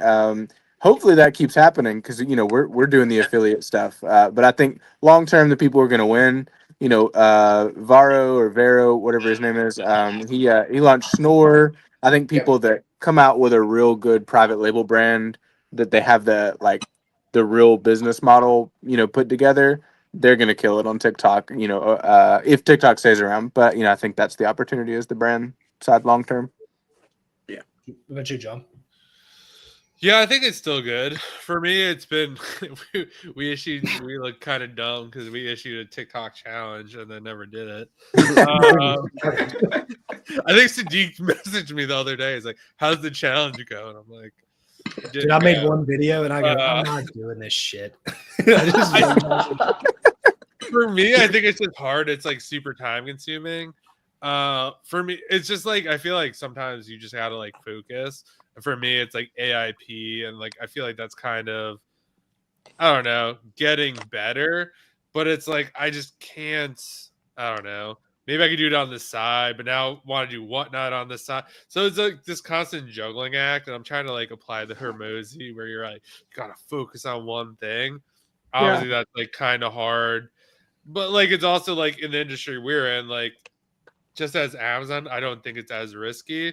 But like the influencer program, I guess, could technically go away tomorrow, or they could kick everyone off. Based on what I generate them and what they pay me, I don't know why the hell they would do that because it's absolutely insane.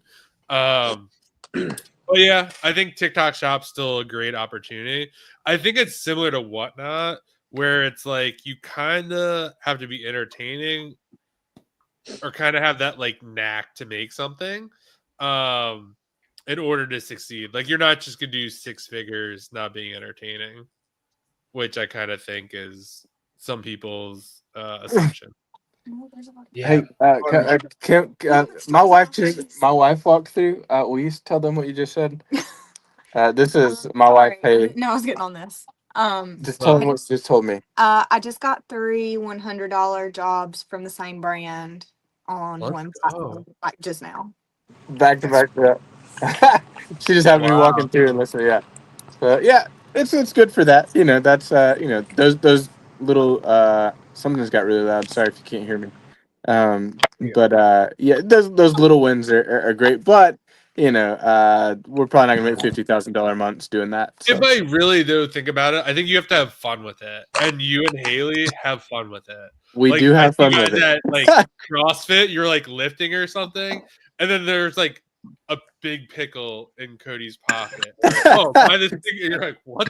What? Yeah, But like you could tell you guys are just having a blast, and I'm like, that will like resonate with people. Like I don't know if you sold any of those, but like I was like, wow, like what a great concept. Like it's just look at you guys are just having a blast, and I think that's what you have to do on TikTok if you want to kind of make it. yeah. One day I'm gonna want to have like a real product, like a physical product or something that I want to do real marketing with. And like I've learned so much about short form content and marketing around it, just since we started doing this, and like skills stack. So I'll be able to have those skills to do, whatever that, looks like, instead of having to outsource it to someone, that's getting overpaid like my wife is for this $100, video. So Yeah, I That's talked good. about it earlier, Carter. I was just talking about like the attention thing. Like those, I think it's still really good. It's just there's more and more people that do it every day, and it's like a race to the, not to the bottom, but it's just like you have to be really good to make a lot of money. But there's a lot of people that can pop. Like you can make a decent amount of money with it for sure. And I think it's probably one of the best things to start. But those $100,000 months, you just got to be really damn good to do that. Y'all won't believe the ad that I got today. It's from an old Amazon scheme. I'm talking like 5+ years ago. Do I have any guesses what kind of Amazon ad I got? Amazon automation. Automation. Yes. I haven't seen one, Cody, and I mean, I'm talking like maybe 2 years. And I had one populate today. I'm like, man, people are still running Amazon automation schemes. Like, that's just madness. I get them every single day on my personal account when I'm like Every scrolling. day?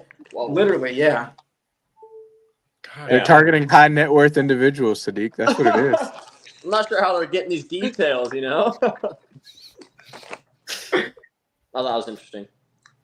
I haven't seen any of those, but the model is great. Like if you can run ads, like you can acquire customers for like 500,000, even $2,000 a customer, and sell them a $50,000 automation package. Like those guys are printing money. You get 4 people, you're making $200,000 profit a month. Yeah, their numbers on that is insane.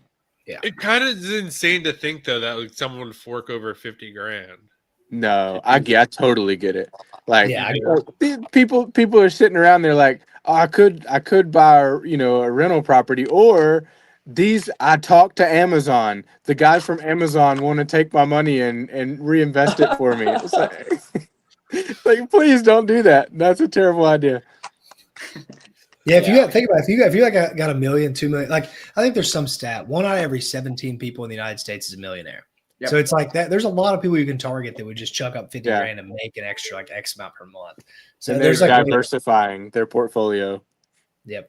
It's And a they don't different care. lotto ticket, I guess. It's a different kind of lotto ticket. Yeah, but they don't look Tax at write-off it. at the end of the year. Yeah, Yeah, it's they wild. look at it as an investment. True. It could be a Yeah, they good don't way think to it's like, lower your taxable income for sure. Let's Yeah. see. Thought that was How many crazy. listings on Walmart is needed to get some sales? Do you see a difference as you listed more SKUs? You just need one good one. I don't think it's an algorithm as much as people think. Like if you have a decent price and you have a good product, like it'll move. Like just list it. Like someone was telling us a story that they listed the Coco Melon dolls from a while back. They listed them, and they're just freaking selling the crap out. Like they're doing their regular business, and then for some reason, they're that $1 is moving on Walmart, whereas it's tanked, all the heck on Amazon. Like like it's arbitrage. Like find stuff that fits the model and then sell it. Like, I think you need one. That's my answer. Interesting. Do you find the same thing? Like you have to send into Walmart constantly to like kind of keep the rhythm, like on Amazon? Yeah, my friend James that does this, like all he does, his entire business is just retail arbitrage, bring it home, ship it in a WFS. Retail arbitrage, ship it in. Like if you guys want to interview somebody on Walmart, like he is like killing it. Like he's a really good person to talk to. And like his whole business is him and his business partner. They go, one of them goes north in Florida, one of them goes south in Florida. They do retail arbitrage, they do loops, bring it back, ship it out. And I don't remember if he ships once a week or twice a week, but like that's like the integral part of his business is WFS. Do you think you guys could do Amazon to whatnot? Now my goal Yeah, here, you could. I already have talked about this with somebody. I used to do a lot of 8A flips, and there's super underpriced stuff on there that just wouldn't flip back on Amazon. But you can go to Keepa. I'll just give some like sauce here if anybody's listening at this point that's going to do this. Sorry, Rick. He kind of gave me the idea, but I'll just tell it. So you can get on Keepa Product Finder, sort by a category because you need to be selling in a category. You can't just sell random stuff all the time.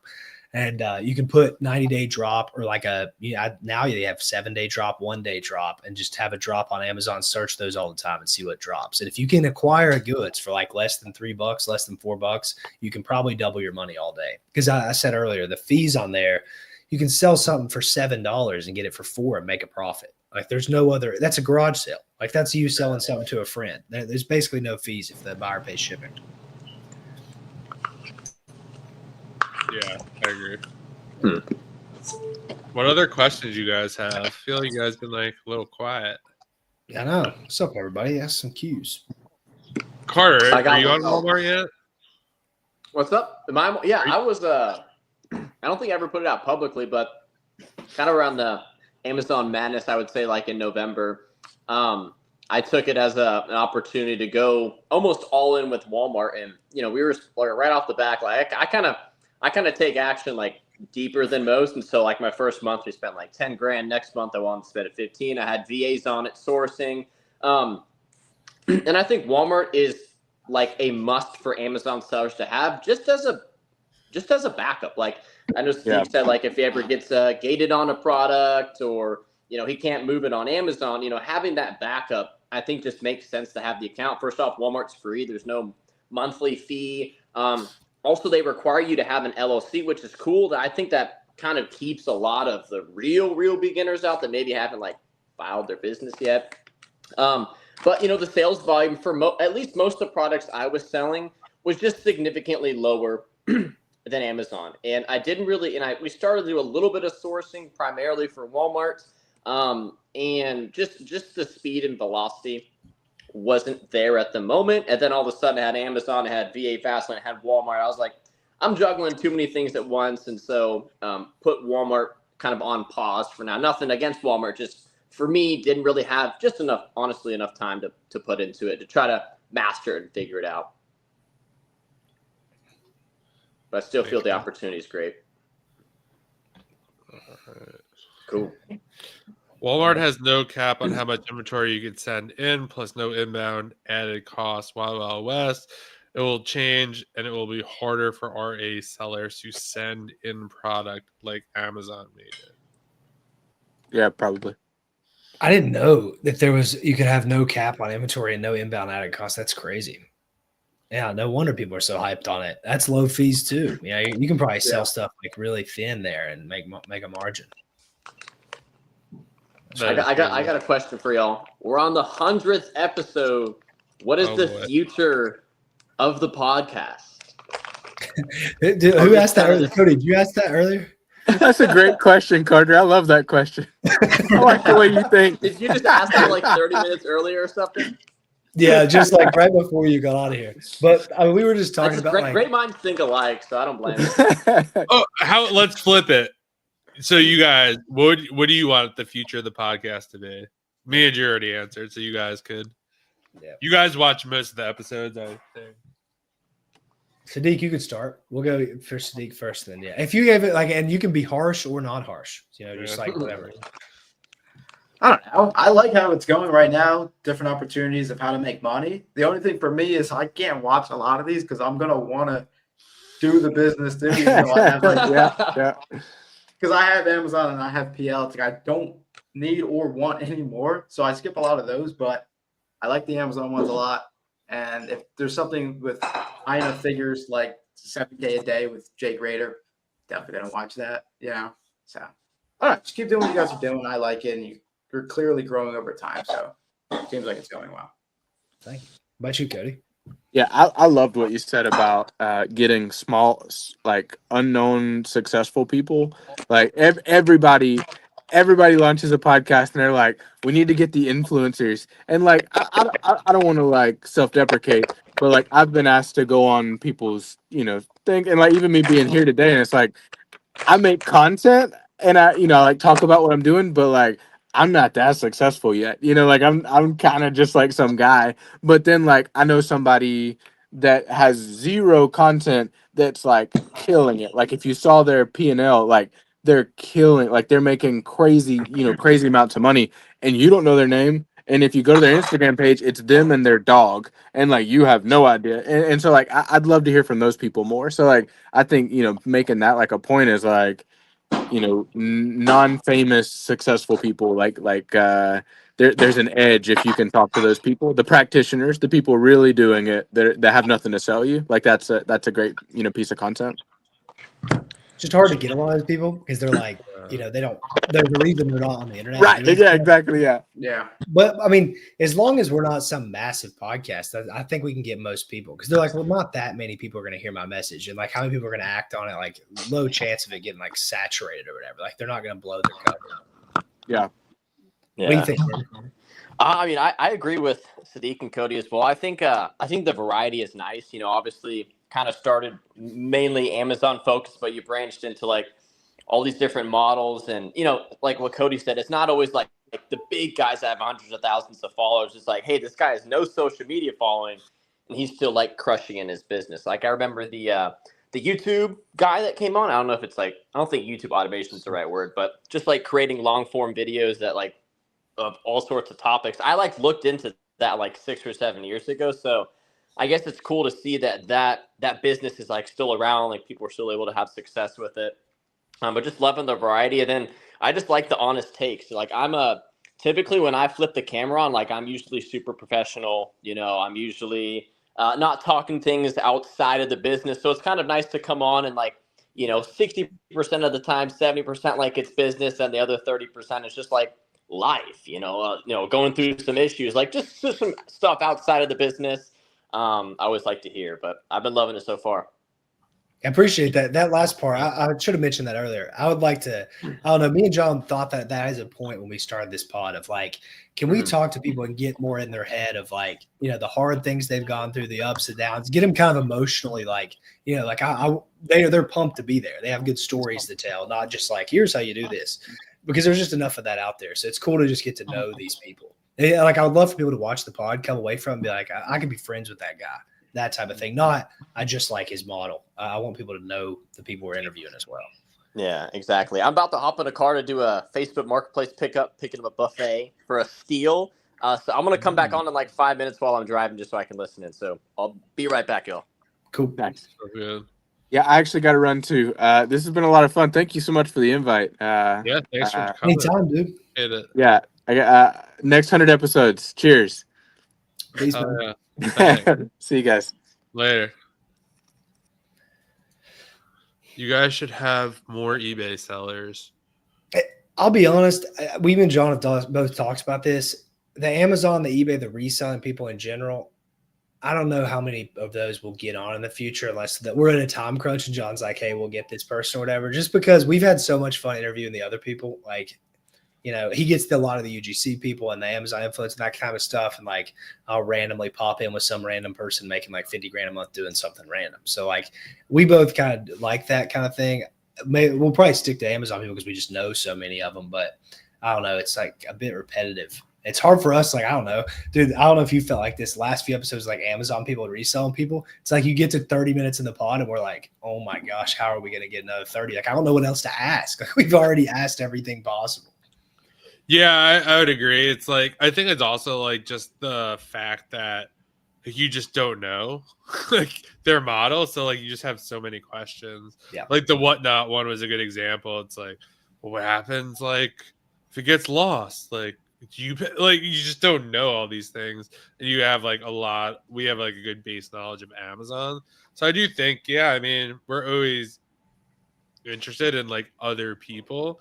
I'd be interested if like someone sells like really something unique on eBay or something Yeah, like that. for sure. And we've had some eBay sellers on before, for sure.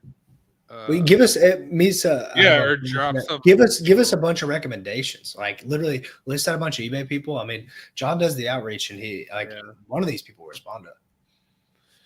What about Instagram faceless? Oh, this could be good for Drew. And creating your account with a special niche and evangelical guide, months of posting. Do you think this is still a good business model? For some reason, I think Drew has some good insight. I worked literally 12 hours a day on this, like for probably 2 months straight. Like we've had some serious 2 to 3 hours conversation. So everything, if Claudia, if you're like a watcher of this podcast, everything ever edited, she is for sure. She leaves a comment like every episode. We appreciate it.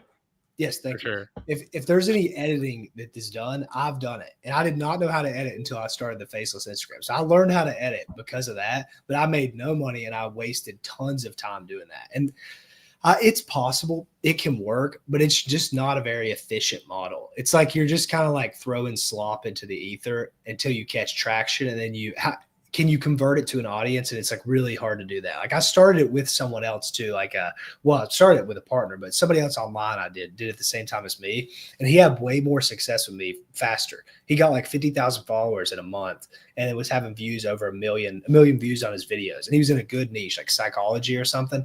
He couldn't even get 50 email signups when he was pushing a product. And maybe it was his fault. Maybe it was my fault.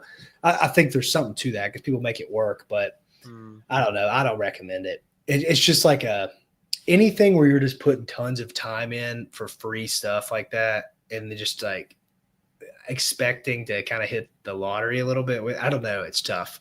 To me, those aren't the most appealing models. And it wastes a lot of time unless you just want to build the skill. Same with the Etsy seller. If you saw that girl, she had a lot of good stuff on there. But what I've learned about that model, it's kind of like Instagram faceless. Like you have to put a lot of work in to get good at that. And it's just like no return for a really long time. So that's my thoughts on it. What else? Sadeq, what's up, man? You haven't talked to me, dude? I feel like you've been quiet. Yeah. I don't know what else to say. I don't know. Dude, we've talked to you so much recently. It's like you I know. are. That's cool. We love having you on, dude. You're a good guest.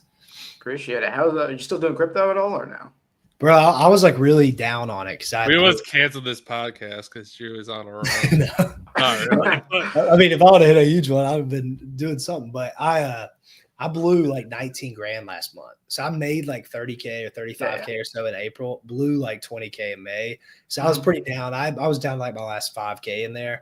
And then I just made 4 grand right before this pod in an hour. Like I hit a huge bunch of good ones. But I'm not doing it all the time. I kind of just like put it on the back burner for Whatnot because the vision, like, dude, the Whatnot stuff I think can be massive. Like if the right things go and you can be a good person, like I think it can be something where you can literally make like $1,000 an hour, $500 an hour, like easy. If you just have the inventory and you have the right audience. So I'm kind of going all in on that for a bit just to see if I can build it up. Like I'm just going to test a bunch of stuff and see what happens. Yeah, the daily payouts might be, and the no returns are like the best part, just because you can turn capital so fast. Imagine if you had daily payouts on Amazon. I would have made like 10x the money at least. And a lot of those bigger guys you guys have seen on social media who are pumping like 10, 20, 30 plus million a year, they have daily payouts because they've been around forever. So I had them when I was on there. Like no, what is it? I had a reserve, but I would get payouts. No, they don't get reserves. Oh, okay. Yeah, that's not. Yeah, daily payouts, no reserves. So it's like you can sell something FBM today and get paid out tomorrow morning. Yeah. Did you see that thing that they released with the app that you can't list FBM on your phone anymore? What? I did not see that. Someone posted that on. It was a big person on Twitter. Might have been Arbobs. Okay. Basically, like I don't know if it was a glitch or whatever, but like the whole like, oh, you're in Walmart, you just posted, see how many you sell. Suppose that's done. Well, I don't do any RA or FBM. So. Well, Okay. on the crypto thing, I don't know if you saw in that group today, but somebody posted their wallet and how much volume they had done on Pump Fund, which the Pump Fund's doing like an airdrop, which is like when they drop. Well, that's the speculation. They'll like Yeah. drop a token to a bunch of people, and like Mhm. these airdrops in the past have been insane from certain cryptos. Like people have made 7 figures, like high 7 figures off these airdrops. Well, he was like, "Can anybody beat my wallet?" I don't want to say his name, but Yeah. and not only was the wallet that I sent more volume than him, I have another wallet that had more volume. So I have 2 wallets that I'm hoping that I get an airdrop of like 50 to 100K because I'm like a top 3,000 trader on there in terms of volume, like all of Pump Fund. And there's like literally hundreds of thousands of wallets. So that's what I hope, dude. If that happens, I'll probably get out of the crypto mostly. I'll cash out, keep like 30 grand in there, and then see from there. I hope that happens, but that's kind of just wishing. I don't know. Yeah, for sure. Is blogging and promoting affiliate links via Pinterest and Instagram would be a waste of time also, in your opinion?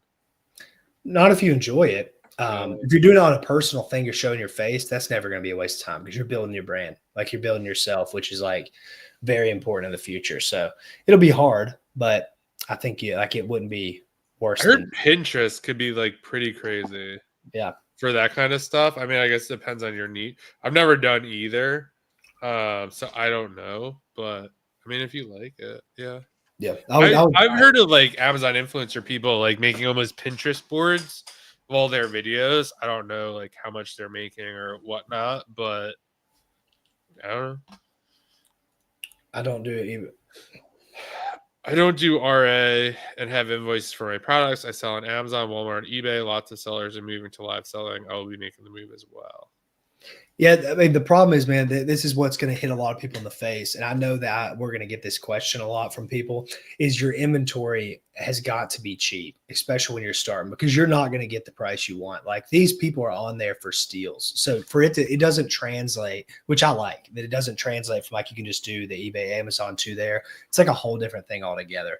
So, yeah, that's what I would say. But you should try it. Just know going in that it's like that's not exactly the same. And I have not applied to sell on eBay Live, but the person at the post office today mentioned that to me. They said that was like a big thing now. So I saw someone talk about that the other day too, and supposedly that's like really good. But yeah, I don't know. Yeah, the problem, I have no clue about it, but in my head, the first thing that comes to mind is it's really hard to get people back on a platform that are already kind of not on it. Like who shops on eBay? Like not a lot of people that I know, at least. So like to bring them back to eBay would be hard, but a new shiny app like Whatnot, that's why I like the Whatnot thing. Yeah, I would agree with that too, because it's like I shop a lot on Amazon. I would not be interested in like watching someone live on Amazon. Yeah. It's personally, like I'm going on Amazon to buy the stuff I buy. Like I could care less. Yep. It's hard to do that.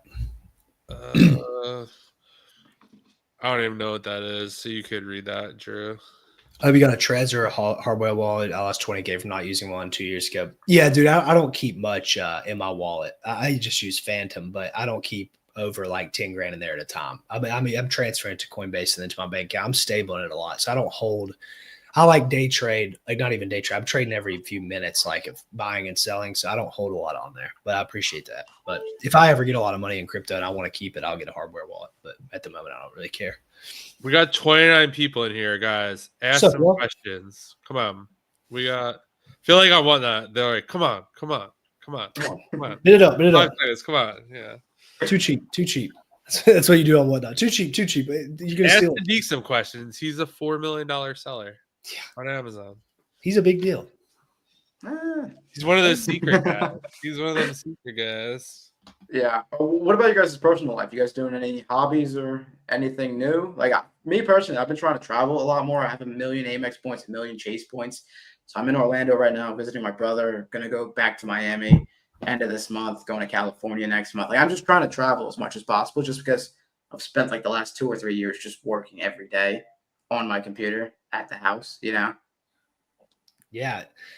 I'm not traveling much. I've burnt so many Amex points. I used to have like 2.5 million Amex points when I quit Amazon. I've burnt so many. You know what? On Amazon, like spend them on Amazon, which is a horrible return on your points, but like it's free money. Yeah.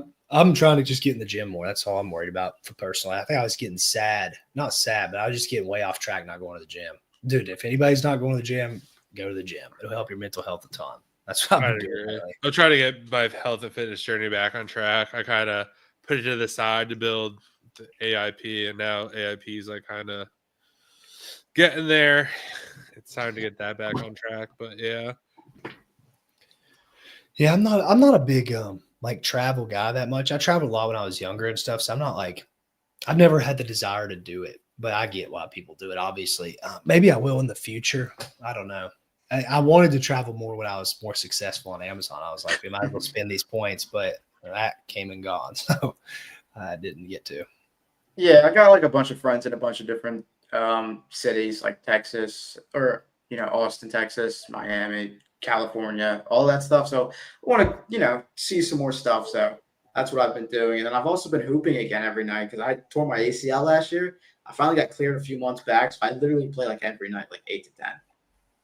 That's what I want to get into, man. I was thinking about joining a men's league. Somebody invited me to one, and then I told him I didn't want to join because I was too scared of getting hurt because I just got my own health insurance like last year, and I didn't get the best health insurance or whatever. And I was like, man, I can't afford to get hurt, dude. My life will be in shambles. But I just got to stop caring about that because getting some hoops in here and there is very fun and good for you.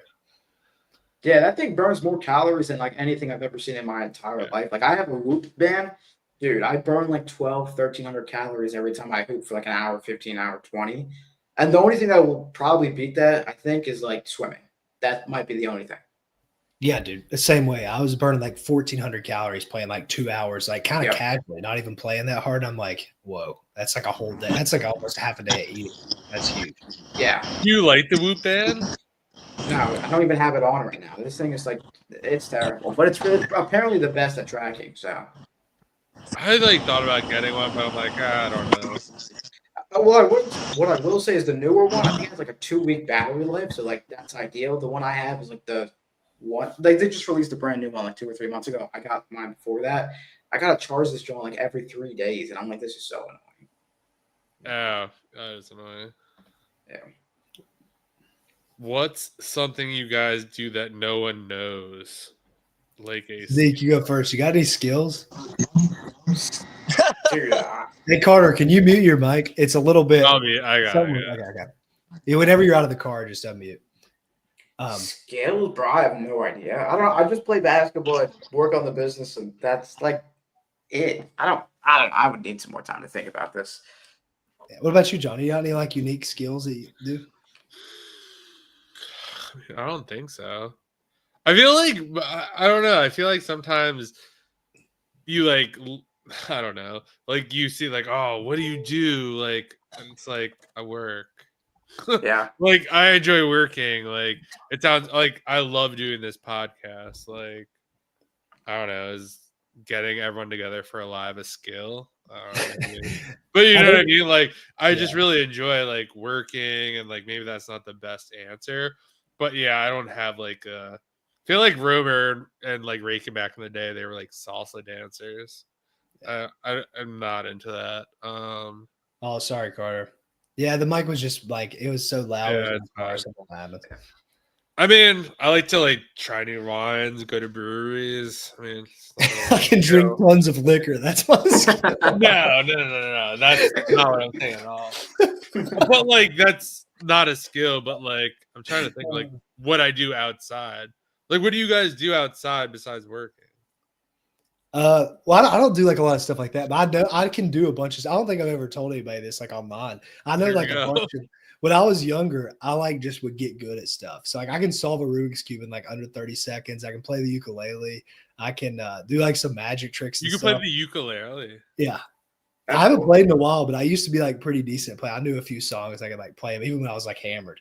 And then I could solve a Rubik's cube fast. And then there's other stuff too. I'm really good at ping pong, pretty good at pool. I like got good at a bunch of stuff over my life. So that's kind of my skill. I'm actually But there's pretty a ton. decent at darts. Now you say that, I'm pretty good at darts. I got one. I'm okay at golf. I have a top 5 record at Philly Top Golf.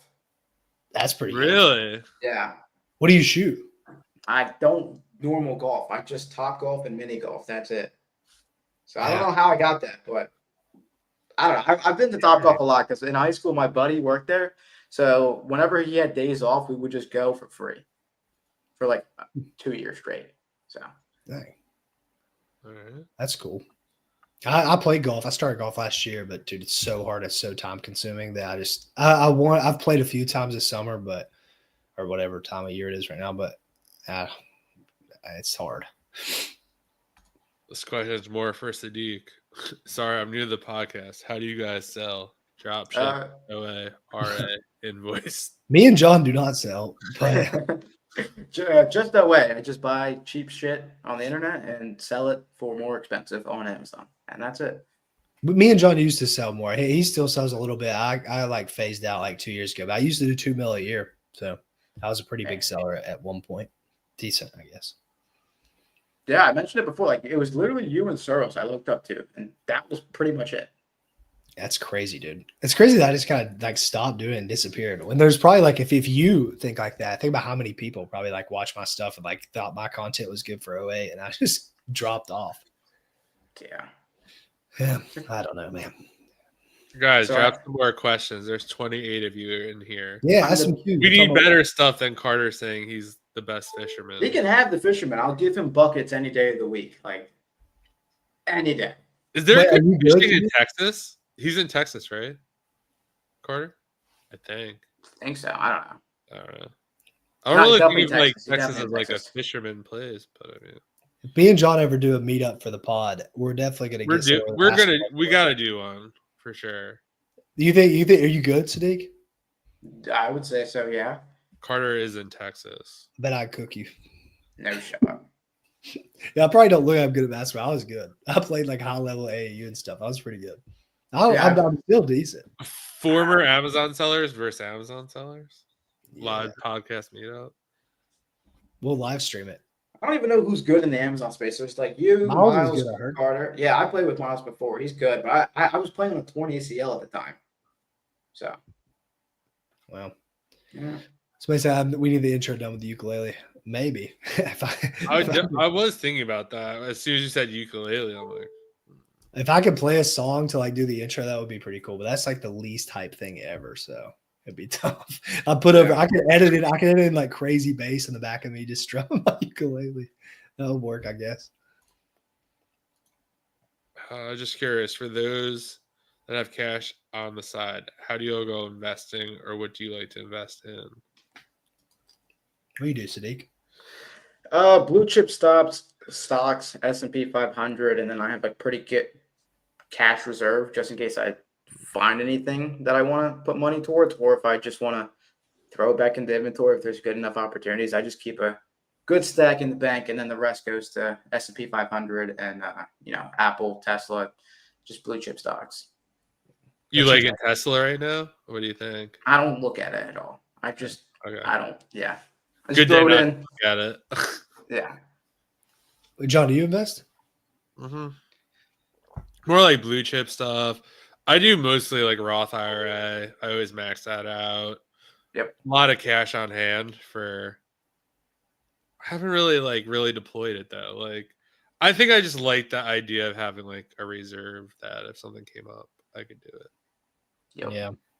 I'm like 40% cash, 50%. I have like a financial advisor that handles half of the investment money, and then I use Autopilot for the other half, the one that invests in stuff for you. I don't know if you've seen that, but it's been pretty good. I'm up like a 14, 15% stuff, started using it, which was like a year and a half ago. So it's good. And then crypto for the other 10%, I guess. If anyone has like a legit LLC or S corp or whatever, definitely do the Roth IRA. I can't even tell you how much I put in versus how much it's worth is absolutely insane. It's like 4 or 5x at this point. So yeah, definitely do that. Cash under the mattress. Oh, guys, ask some questions. We'll stay on as long as you guys are asking questions, but if not, I don't know how long we'll go. Been 2 hours and 15 or 17 minutes. It says there's 20 people on YouTube alone. They're just watching us. No comments. Guys, say something. Yeah, say something. Oh, man. Mine's bad. Oof. Yeah, when you told me that the other day, I'm like, God damn. I have the worst sleep schedule. What's your sleep schedule, Drew? Actually, you guys say it first, and I'll pull. I track mine every night, so I can tell you. You won't believe how bad it is. Go ahead, John. For me, I'm usually to bed by 10:30, 11. Ideally, I always try to do this. I'd like to get to bed by like 9:30, fall asleep by 10. I wake up pretty early. I'm up by like 5:36. Usually without setting an alarm. Like I tried to sleep in. Like I had my parents came last weekend to celebrate my birthday. And I was like, oh, like it was just a long weekend. Yeah. And then I was just like, oh, I'm gonna sleep in. 5:15. I woke up. I set my alarm for like 6:37. Never got there. So I'm usually good to wake up at like 5:45, 6. Okay. That's pretty good. Mine's is terrible. Or it was terrible. We got on track recently, but I used to be like 2, 3, 4 a.m. because when everything's quiet in the house and I'm just like thinking and I'm flowing and I'm doing a ton of work, that's when I get the most done or I have the best thoughts. But I had to get rid of that because I was waking up at like 10, 11. I'm like, that is terrible. So I've been on like 11 p.m. and then wake up at like 6:37 now. That's like the last 3 weeks. That's not too bad, is it? No, that's good now. But going to bed at 3, 4 a.m. and the other issue is I was like abusing caffeine, abusing it.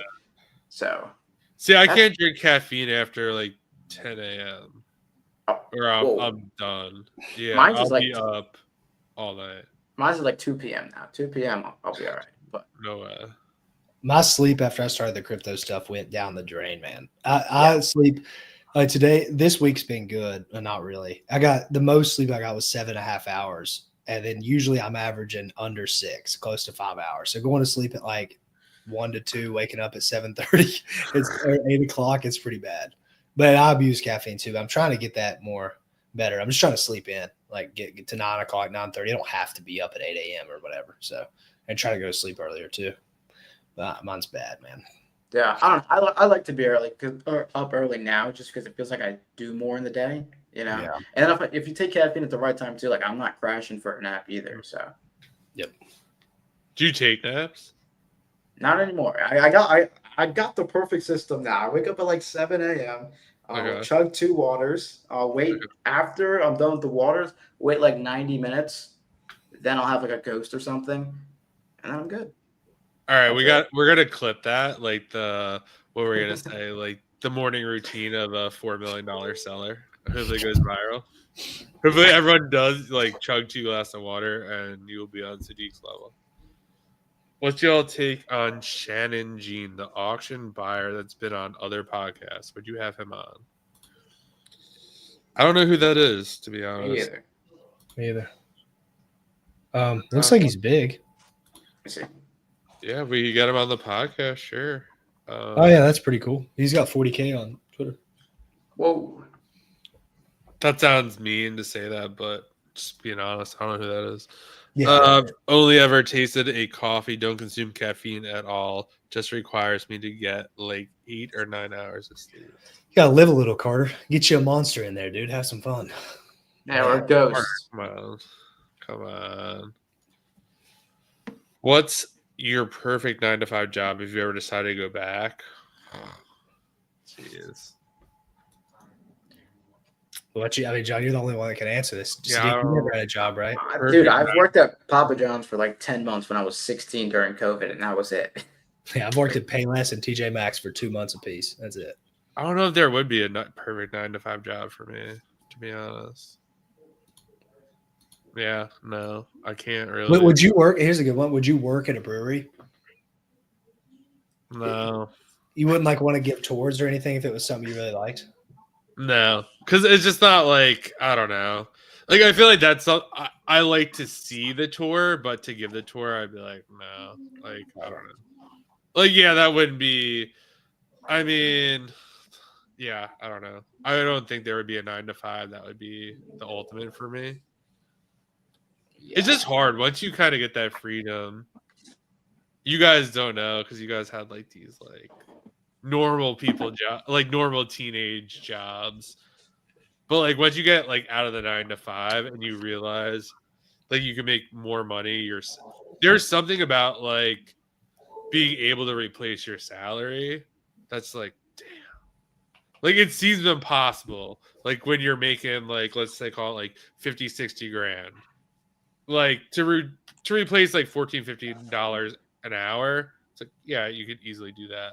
But like benefits and all this stuff, and like, you just show up every day and like it's not a big deal. So I do think like once you get out of that and you realize there's other things you could do to make much more than that, like it's really hard to go back. Or would be for me. I wish we knew. Actually, I don't. I'm No, happy you don't. You definitely don't. Thoughts on the current price? None of you guys have a real job. I mean, we're podcasters. That is a job. That's what we do. You're saying Joe Rogan doesn't have a job? Me and John make $260 a year. Thoughts on price of Bitcoin right now? What are end of your predictions? I'm guessing end of year. What? I don't know. I think the economy could, with this Elon Trump stuff, like literally just now popping off. Yeah, that's crazy. I could see things getting pretty bad because that alignment there seemed like it was good, like overall for the country. I don't know what happens after that. And Bitcoin kind of just follows the economy, unfortunately. So I hope it pops off and goes to 500K. I'll be very rich, but I don't know if it will. For me, that was like something that's like, yeah, this will never work out in the end. Just like two guys with huge egos. Yeah. And here we are. What, like, I don't know how long he's been in there, but I wonder what's been happening since we've been on here. It's probably gotten even crazier since we've even got on here. Dude, when I first saw Elon trending, he was at like maybe 450K in like the post thing. Oh my, it's a 2 mil now. Yeah, I mean that's insane. Oh, he hasn't tweeted since we've been on here. And then Tesla's at 2. Yeah, shit. Somebody said to stop tweeting Elon. The stock is going to zero. All right. Carter has never had a job in his life, but if he did, kind of train like HVAC. Yeah, those people are going to make a shitload of money. They definitely do. Yep. For sure. Boring business can produce big results from what I've seen. Also less competition. Carter's like Cody Sanchez right now. Yeah. Have you guys had anyone on with Lego investing? We have. What's his name? Crap. I don't know. Shane is his name. Brick Bucks is his Instagram. If I had to guess, he'd be in like the 40-ish to 60-ish range. Podcast number. Maybe earlier. Earlier? I don't know.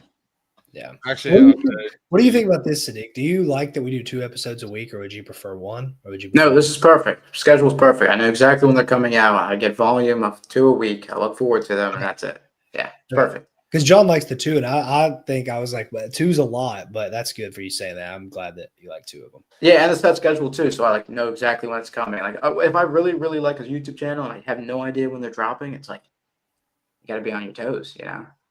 Okay, cool. That's good. All right. Yeah, Whoever asked that, I just put it in Google. I'm going to put the link in the chat.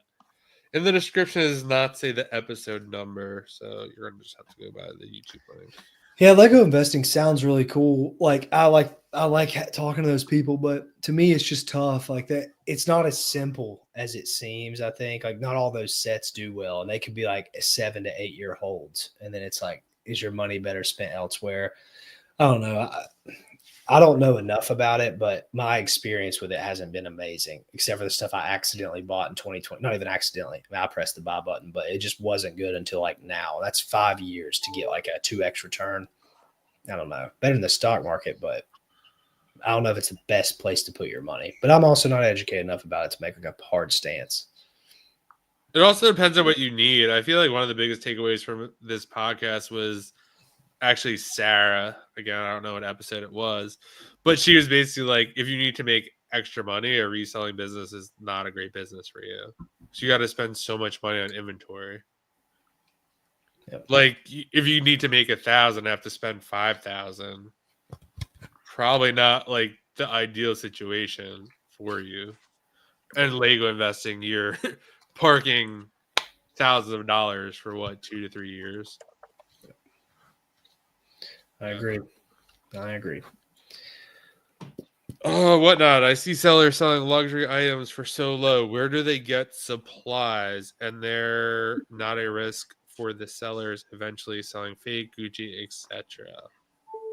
Yeah, I think that stuff is either stolen or fake, but like because there's no possible way to do that. But I noticed this.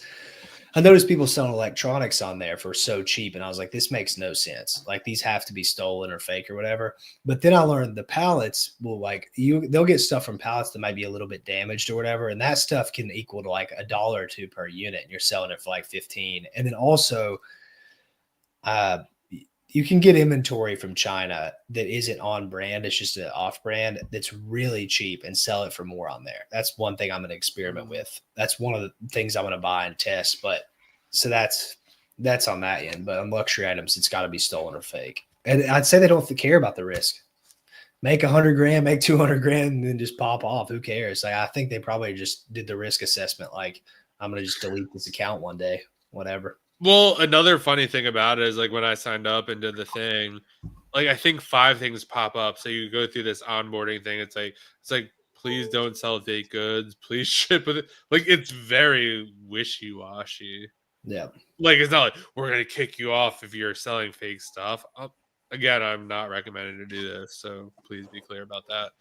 But like it was like literally 5 things like, hey, please ship on time. Please don't sell fake shit.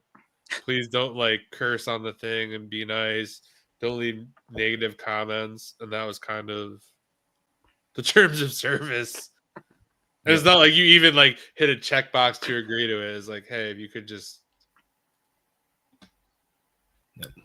do. Let's see if Jameson comes on. He's just said he would. Sweet. Yeah. Yeah.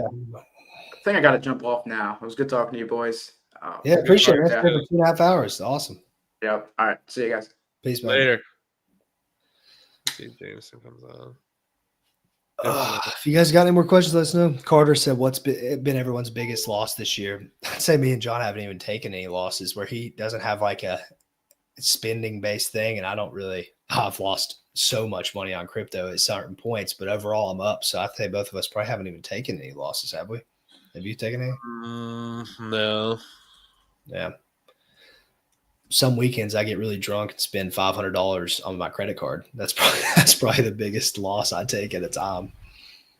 Yeah, I mean, I don't see this podcast as a loss, but if you did like the time, yeah, but it's not even that big of a loss. yeah, I guess it's not. Yeah, I haven't really taken which is nice because it's like, yeah, you can really stay financially. when I was on Amazon, god damn, there was a lot of losses. Yeah. Or like things you like just couldn't predict or whatever. What other questions you guys got? Yeah, keep them ripping. Carter's just ripping the question. Yeah, Carter. He's going to keep us on here forever. What is the highest margin business you could all think of? One-to-one coaching. For sure. Yeah. Yeah, but your margin is literally 97.9% or something, whatever, 2.1% for a credit card fee. That's it. Yeah, I mean, if you could outsource a team and do all that kind of stuff, I mean, it drops it, but yeah, but I mean, hypothetically speaking, yeah. I mean, I'm just saying, coaching. Yeah, you're literally making every dollar 100%. Like, I guess if you're the coach, though, your amount per hour made goes up because you're not doing anything. Yeah, even though you're hiring people. Yeah, hypothetically speaking. Anything else, anybody? Yeah. Car, you don't have to keep ripping questions.